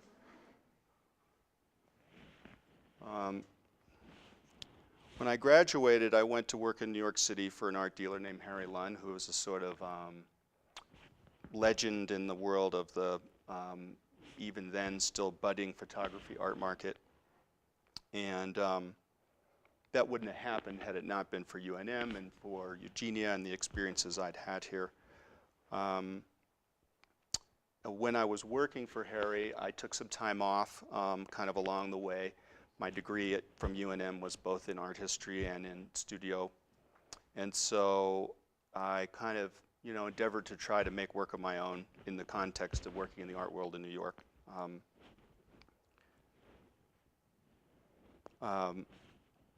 I did some work in Germany. I had some exhibitions associated with that work, some in the States, some in Europe. And I did another project that was about people that I knew at that time in my life. But the fact is, I didn't really see a path to a life as a professional artist. And after a number of years of fine dining and nice clothes and travel and so forth, I sort of came to realize that I didn't want to be an art dealer. I found that it, among other things, it kind of tainted my relationship to works of art, which I love. So at a certain point, I think it was in 1994, I quit my job. I had enough money saved up to kind of go spend a year in Germany or in Europe, and I ended up in Germany, and it was kind of meant to be thinking time. And probably the high point was the afternoon I spent with Gerhard Richter in his studio, just the two of us, which I won't go into the story, but it was pretty cool. I didn't really draw any effective conclusions, from that year's experience. I just kind of went through the money. And I came back, and I came to New Mexico. And I went to see my old teacher, Eugenia, up in Santa Fe. And I asked her, what do you think I should do? And probably within 24 hours, I'd already started working on my application for the 3.5-year Master of Architecture program at UNM. So that's where I got the idea.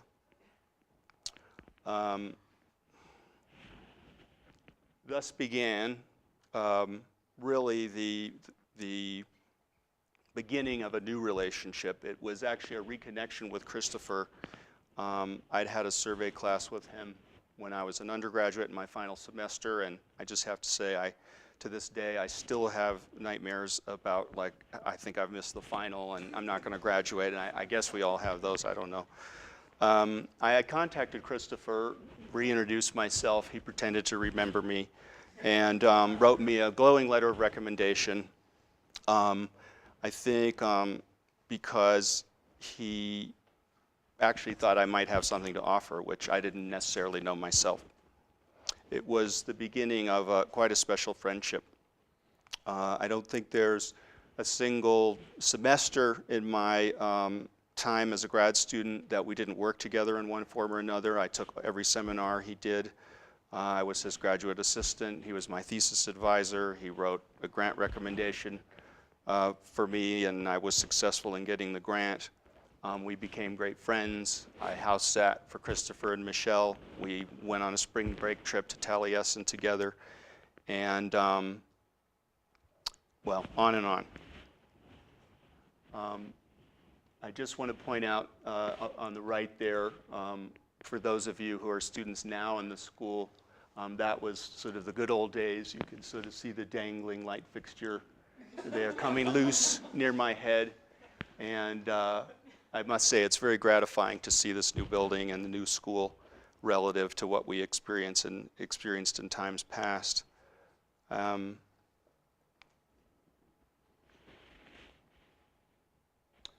Moving on to my own work, I spent about a decade working for firms, and I launched myself in independent practice about 4 or 5 years ago.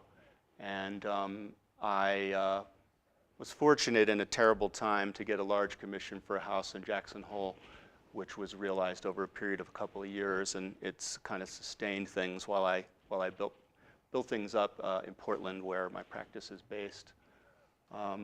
It's interesting when I was putting this together, particularly the image on the right, as I reflect back on times at UNM and a great kind of love I've always felt for the reading rooms in Zimmerman Library, which, hearkening back to the first slide, to me, the architectural bookends for me of Albuquerque and UNM are the Frontier and Zimmerman. And I think both are, you know, I don't know about equally important, but both are important to me. I primarily do renovation and remodel work in Portland, and I like to think that I personally don't make a big distinction, or any distinction really, between the realization of a brand new building and something as modest as helping somebody redo their kitchen, which is primarily what I do for my clients.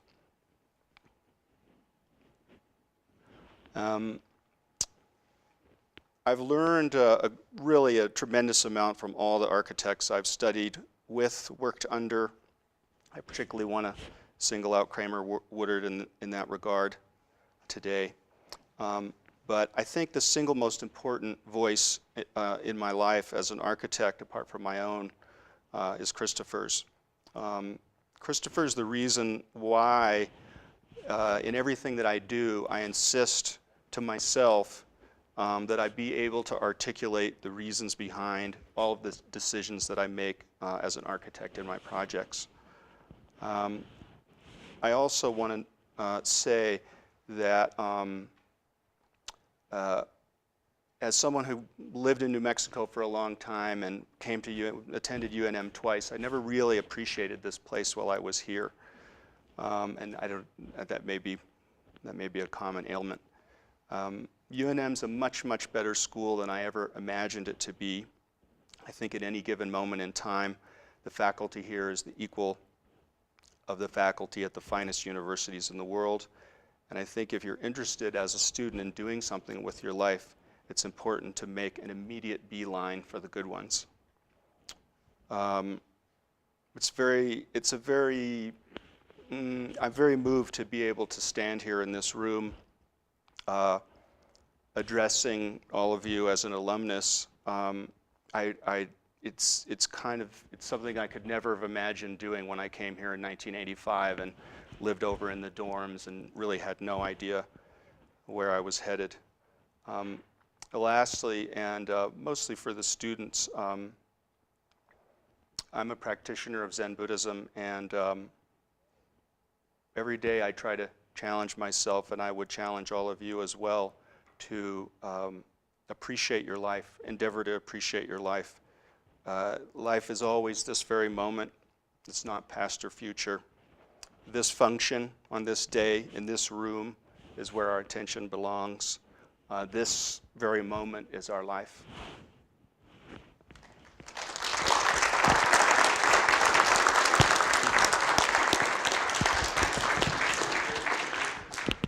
Hi, I'm Kristen Cunningham.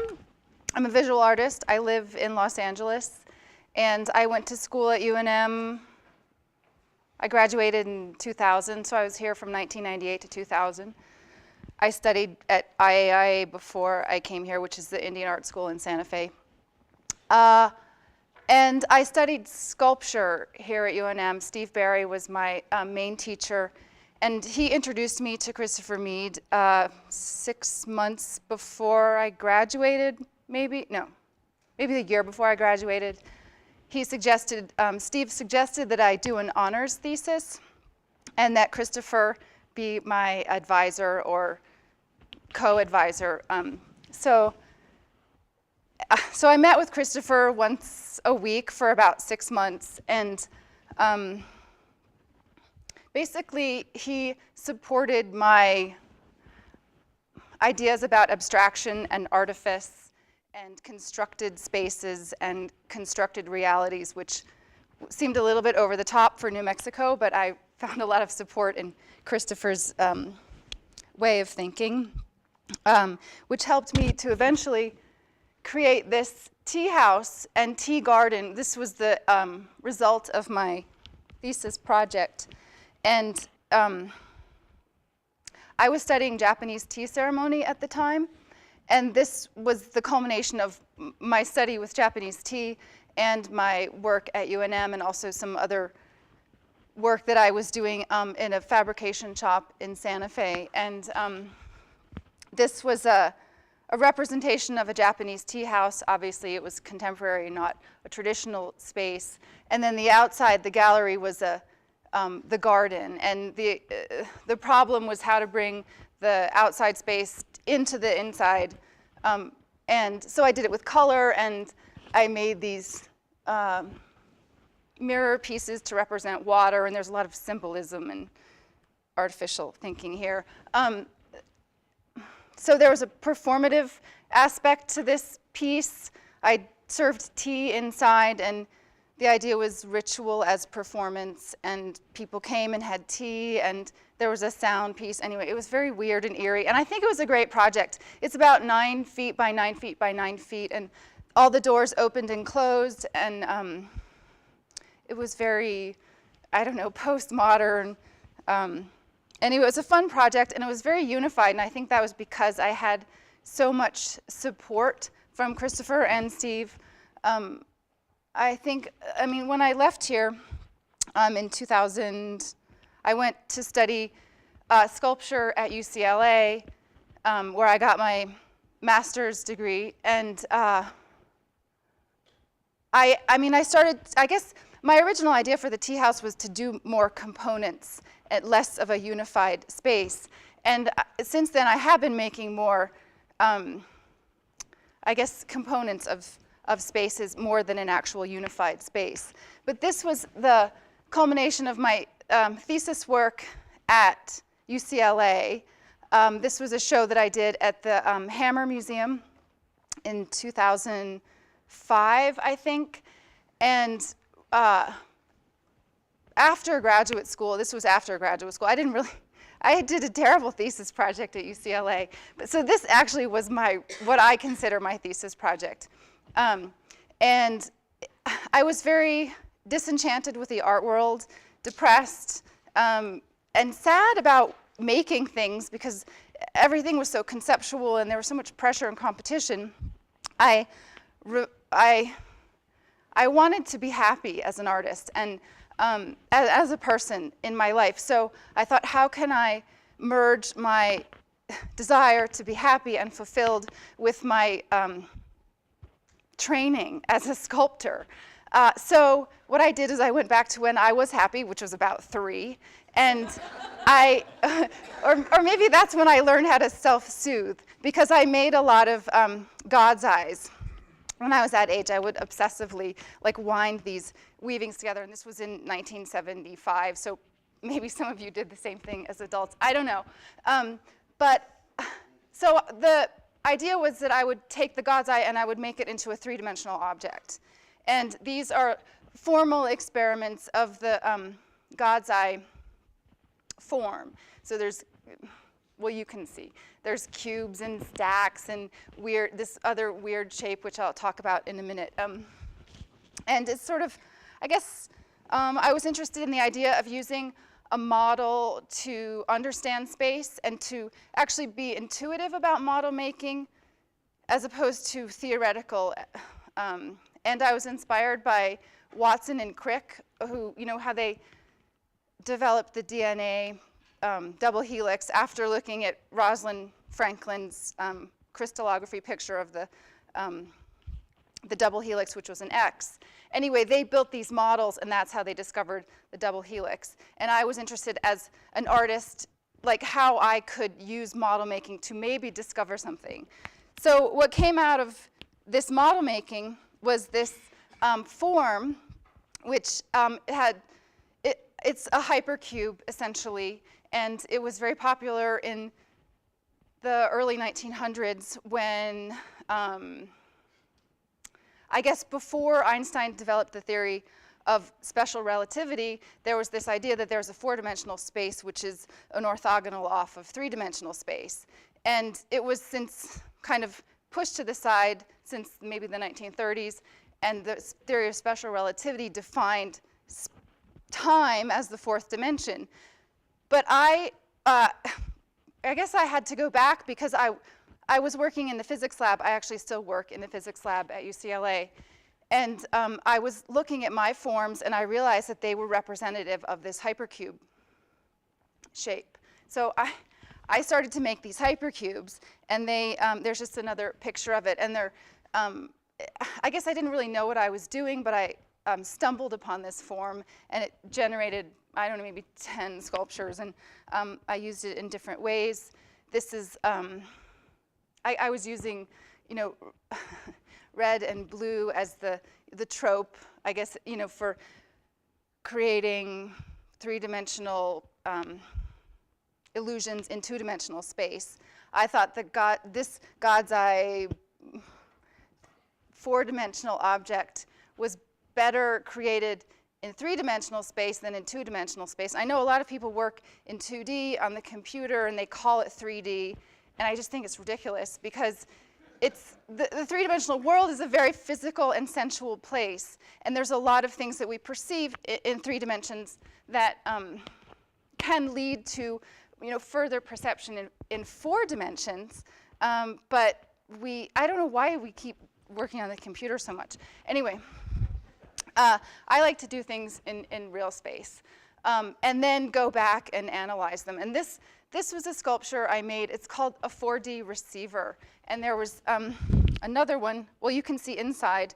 I'm interested in spaces that have no inside and no outside, for what it's worth. I guess it's sort of a spiritual thing to me.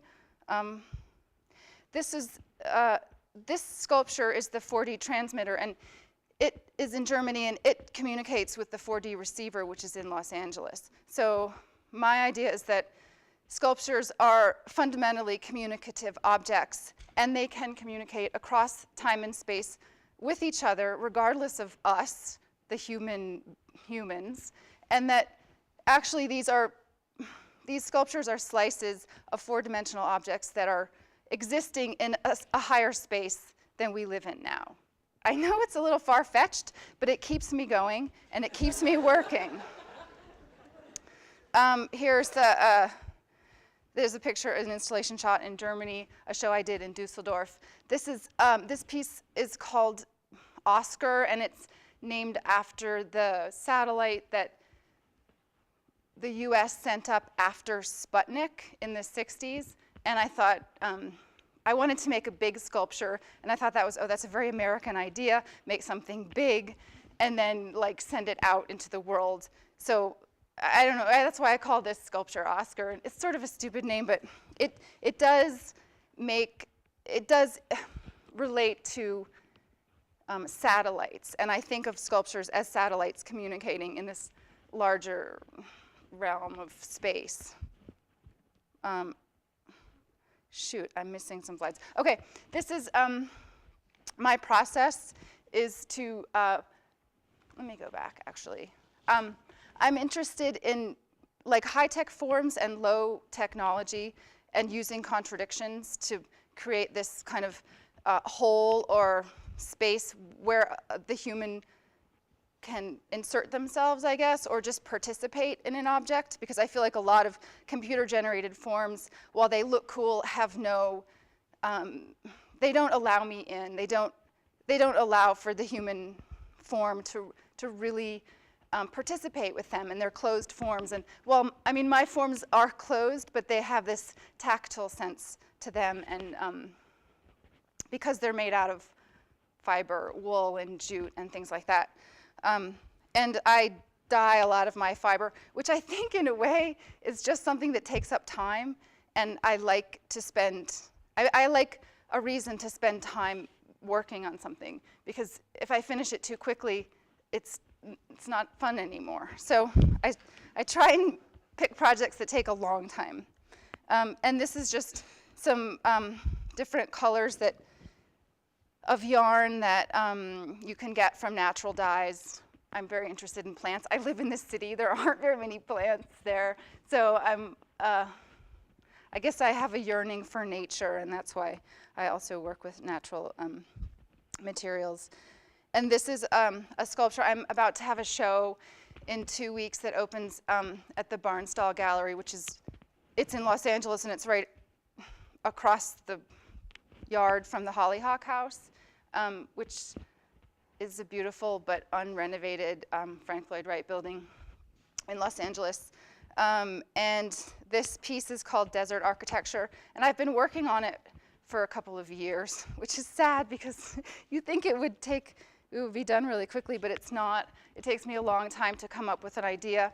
And the idea of this piece is mainly that it's about the corner, and what is the corner, and how do you take the corner out of the corner and put it into the middle of the room and contemplate it and soften it and look at it as I guess, as a framework for something else. And then the floor, the corner and the floor and the blanket. So that's just a detail. I learned how to weave a couple of years ago. It's fun. I recommend it if you need to waste a lot of time. But I like different materials working together, contradictions of the soft and hard, and like, I guess, wet and dry, and steel and textile. And these are very modernist ideas, but I still find them generative and interesting. And this is a close-up of a weaving I made. If you were actually a weaver, you'd be like, she doesn't know how to weave.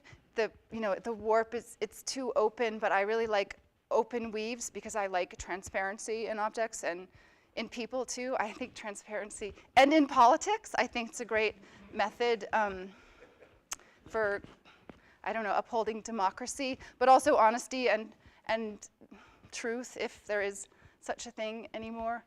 And this is just a close-up. I don't want to show you the whole piece because I keep changing it. And that's the next presentation, so I'm done. Thank you.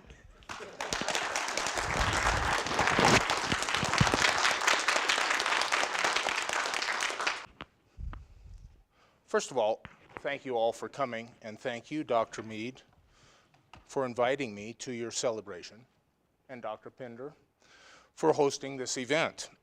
Without a doubt, I'm honored to be among such a distinguished selection of former students. I Googled all of you guys before coming, and candidly, Christopher, I think there were some cancellations in your initial list, and you had to resort to a list of alternates to find me. But be that as it may, I'm proud to be here to honor you on the occasion of your retirement. You're probably wondering why there's a jet fighter on the screen, but as a young pilot fresh from fighter training school, my brother Gordon joined the New Mexico Air National Guard in the early 1960s. His commander was Wilson Hurley, who later made his reputation as a landscape painter. As is the nature of fighter pilots, Gordon was boisterously confident of his piloting skills. So Hurley took him flying and directed Gordon to follow him in maneuvers, each in their own F-100 jets. They took off, and Gordon matched every somersault and spin. Then Hurley cut abruptly to the right, and Gordon banked right in a wide, curving turn, and Hurley ordered him back to base. My brother asked why, and Hurley told Gordon that he was not in control of the aircraft, that the aircraft controlled him. My brother argued back that he was in full control and that his soft turn was the recommended degree of bank per the operational manual of the aircraft. Hurley iterated that the manual was written by engineers and contractors, not by pilots, and to find the full capabilities of the aircraft, the pilot must push it to its limits, to spin it until it rattled, and to throw the manual away and fly it until you knew it intimately. That lesson saved my brother's life more than once in air-to-air combat over North Vietnam. And that story is a metaphor appropriate to describe my time as a student with Christopher.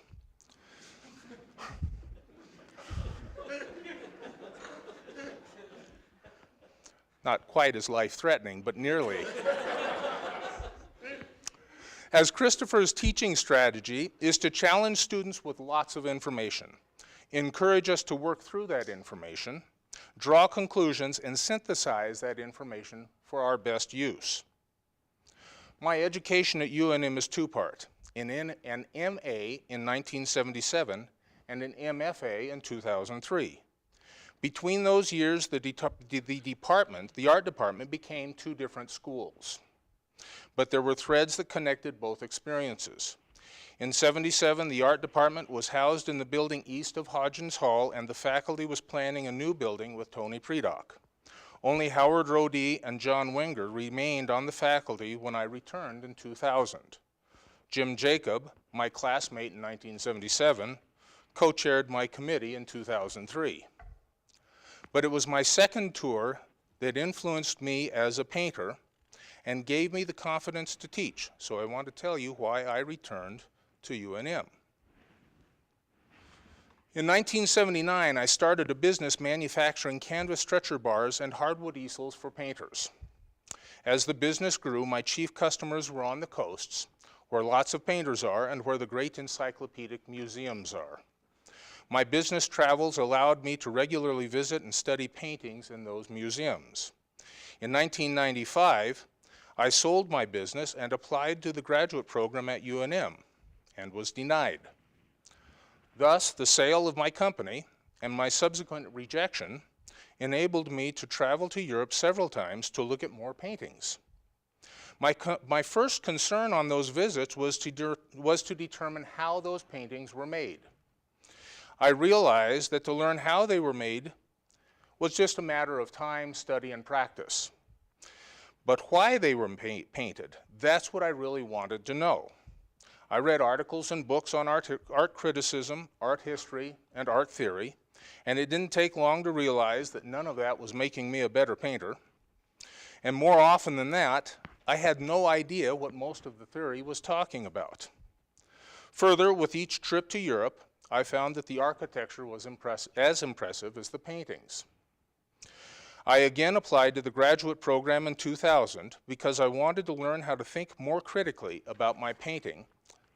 I made it in this time, and as an older graduate student, I did not acquiesce to the standard graduate studio art school pressures to abandon representationalism for a more postmodern attitude toward painting.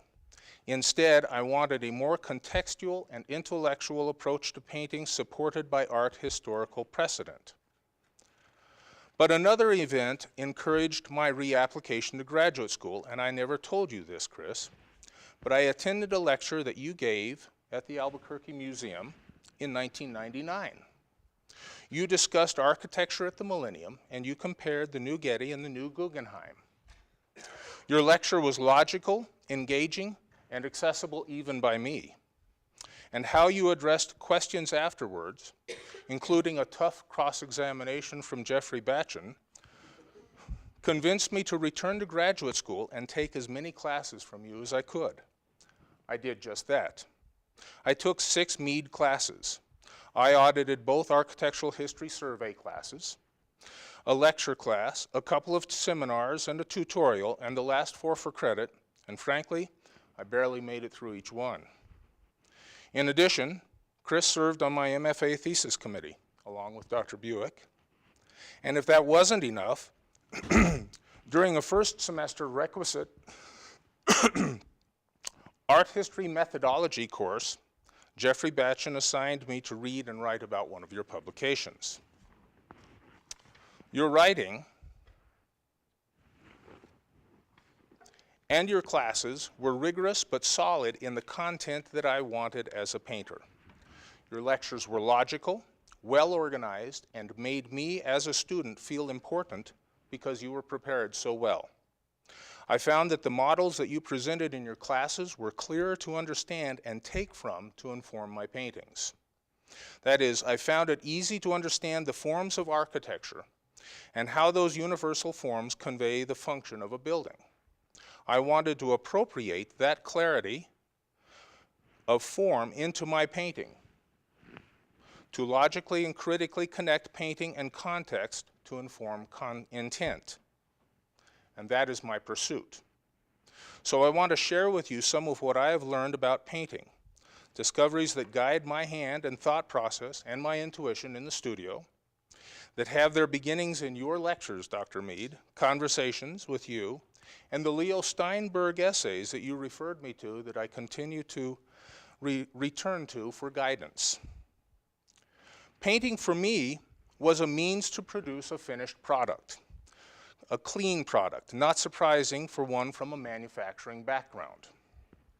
It has become a way of seeing, thinking, and investigating an idea. A much messier process that in the end yields a static image that records in the weather of its surface the scars of its failures and the triumphs of its successes. The plastic nature of paint assists in the conceptualization to the finalization of the product, of the picture. It opens doors that conceptualization alone could never have envisioned. If the painter is willing to take that gamble during the painting process. Painting is the risk that sometimes pays off, and if it doesn't, the failed attempt registers the undeniable fact that a painting takes time to make, unlike film media, which captures only an instant. Only painting has the inherent power to include process with final statement.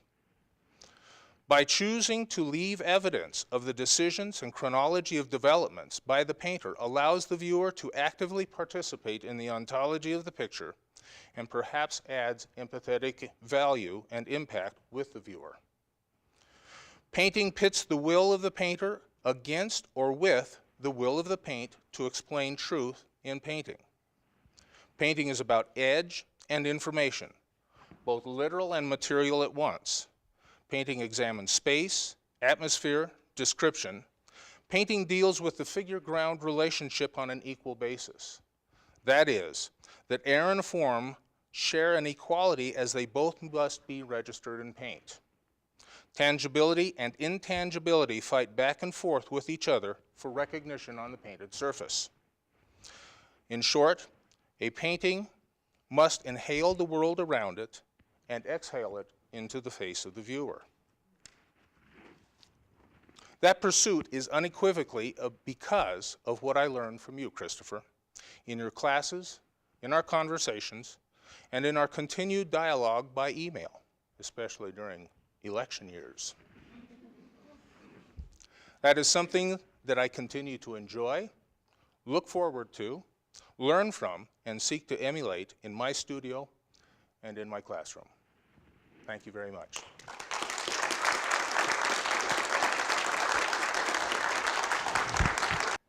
If you think about it, my career as a teacher and a scholar is very much like the dog wandering from fire hydrant to fire hydrant, following his nose from one object of interest to another without ever thinking where he might be going in the end. Just look at the books that I've written. First, I edited a book of essays on the American architect Robert Venturi, who is at least the godfather, if not the actual father, of postmodernism. I followed this with my first monograph, on Charles Garnier's Paris Opera, which is one of the most sumptuously extravagant expressions of Beaux-Arts classicism ever built. Then I wrote 2 books on the architecture of Bart Prince, whose work continues into the present, a uniquely American tradition rooted in the organic principles of Louis Sullivan and Frank Lloyd Wright. Changing direction, I next wrote a book about the architecture of Antoine Prédoc, whose architecture grounded in powerful metaphors of landscape could not be more different than that of Prince, even though both architects live in Albuquerque and even share the same birthday. Last year, after 20 years of research and writing, I finally published my book on Victor Baltar's Central Markets of Paris. This book takes me back to the same city and same century as Garnier's opera, but this time to study one of its greatest industrial structures of iron and glass. And now I'm at work with my colleague Christopher Kaltenbach on a book about the origins of modern Japanese architecture in the bombing of Hiroshima on August 6, 1945. I seem to be all over the place, like our dog pissing on successive fire hydrants. To put it more politely, my interests are diverse, if not downright eclectic. But maybe I am like our wandering dog in another, more positive way. Where the dog is consistent in his pursuit of fire hydrants, I have been consistent in my pursuit of what I do not know. Every book I have written starts with the realization that I am looking at a work of obvious significance, but which I lack both the knowledge and critical perspective to explain. In other words, I write books to learn what I do not know. This, for example, is why I've written 2 books about Bart Prince. Soon after I arrived in Albuquerque in 1980, fresh from 2 years in Paris, I came upon several houses by Bart, and I realized that nothing in 4 years of undergraduate and 3 more years of graduate education had prepared me for what I saw. I set to work studying Bart's remarkable work, first with an exhibition and then with my first book on the architecture of his houses. And yet, as soon as this book came out, I was dissatisfied.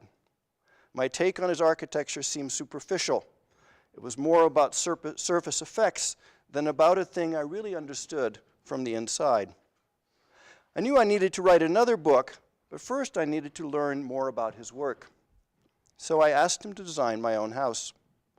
From the initial sketches through design development, from groundbreaking through the entire process of construction, I watched Bart step by step as he turned an idea into a building. With this knowledge in hand, I wrote my second book, and for a short while was pleased with the result. But then Bart designed something new and made me realize once again how little I actually knew. I learned to know what I do not know from my own teachers. My undergraduate professor and mentor, Richard Carrott, taught me the first fundamental and enduring lesson of humility. I was a typical student, cocky in my ignorance, and certain that my opinion mattered more than actually knowing what I was talking about. Through both his example and his pointed, if gentle, critiques, Professor Carrott showed me that knowledge is a lifelong search, one that starts with recognizing how little we actually know at any present moment. He taught me that knowing what you don't know is the best way to start learning. What I learned from Richard Carrott was complemented in graduate school by Leo Steinberg. Professor Steinberg had just published Other Criteria, his seminal rethinking of modernist art. And his deeply inspiring and challenging seminars all began with the same premise, that our preconceptions often keep us from seeing what is right in front of our eyes. In other words, you see what you expect to see, not what you actually see. If Professor Carrott taught me to be aware of what I didn't know, Professor Steinberg taught me that what I already knew could get in the way of seeing and therefore learning anything of significance. The lessons of Richard Carrot and Leo Steinberg were reinforced by David Van Zanten, a distinguished scholar of 19th century French and American architecture and my dissertation advisor. Robert Naumann will probably agree with me, I'm certain he will, when I say that the role of a dissertation advisor is to be rigorous rather than nice. And Professor Van Zanten certainly fulfilled this role. He taught me that the pursuit of knowledge is a matter of serious discipline and persistence. It is not something to be undertaken lightly, not something for the faint-hearted, but is instead a stringently self-critical practice of discovery that makes you push through even the most difficult obstacles.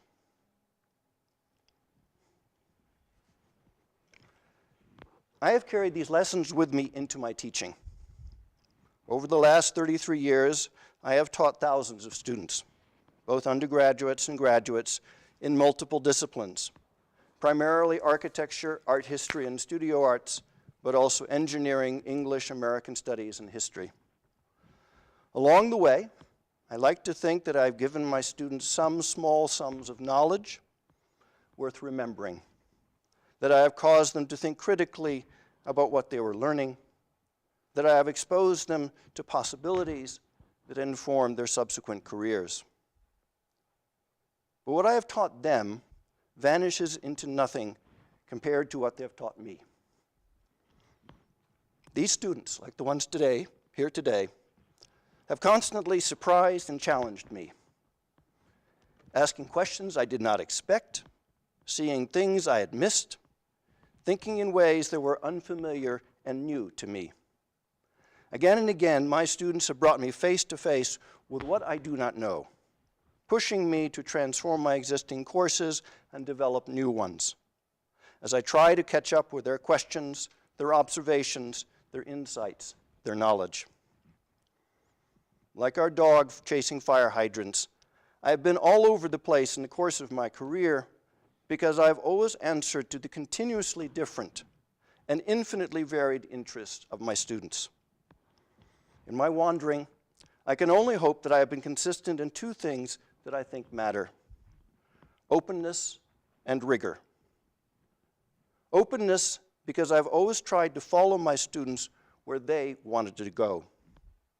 And rigor, because I've always insisted that students test their assumptions through thoughtful observation, disciplined research, informed curiosity, and critical awareness. Like the 14 stones in the rock garden of Rio Anji, I have tried as a teacher to be completely empty and absolutely precise at the same time. I want to thank Dean Kimberly Pinder of the College of Fine Arts and Dean Geraldine Forbes-Zazes of the School of Architecture and Planning for co-sponsoring the symposium and the Parallel exhibition. I thank Robert Naumann for the thankless task of organizing the symposium and with the assistance of Michelle Penhall and Vincent Narducci. And I thank both Professor Kramer Woodard and Professor Jeff Adams for curating the exhibition, with the assistance of Chris, Doug, Jason, Mike, Elena, Tyler, Gordon, Servando, Cameron, and Kenny. That's how things work in architecture. I especially thank every one of my former students who has contributed to the symposium and the exhibition. I am both humbled and deeply touched by their words. I cannot claim any credit for what they have accomplished. Their success is their own, the result of their abilities, their hard work, their dedication. But I'm glad that they have allowed me to tag along, following the wandering path that each has taken to knowledge. My students have been my best teachers because they have given me a chance to learn for them. For that, I am grateful. Thank you.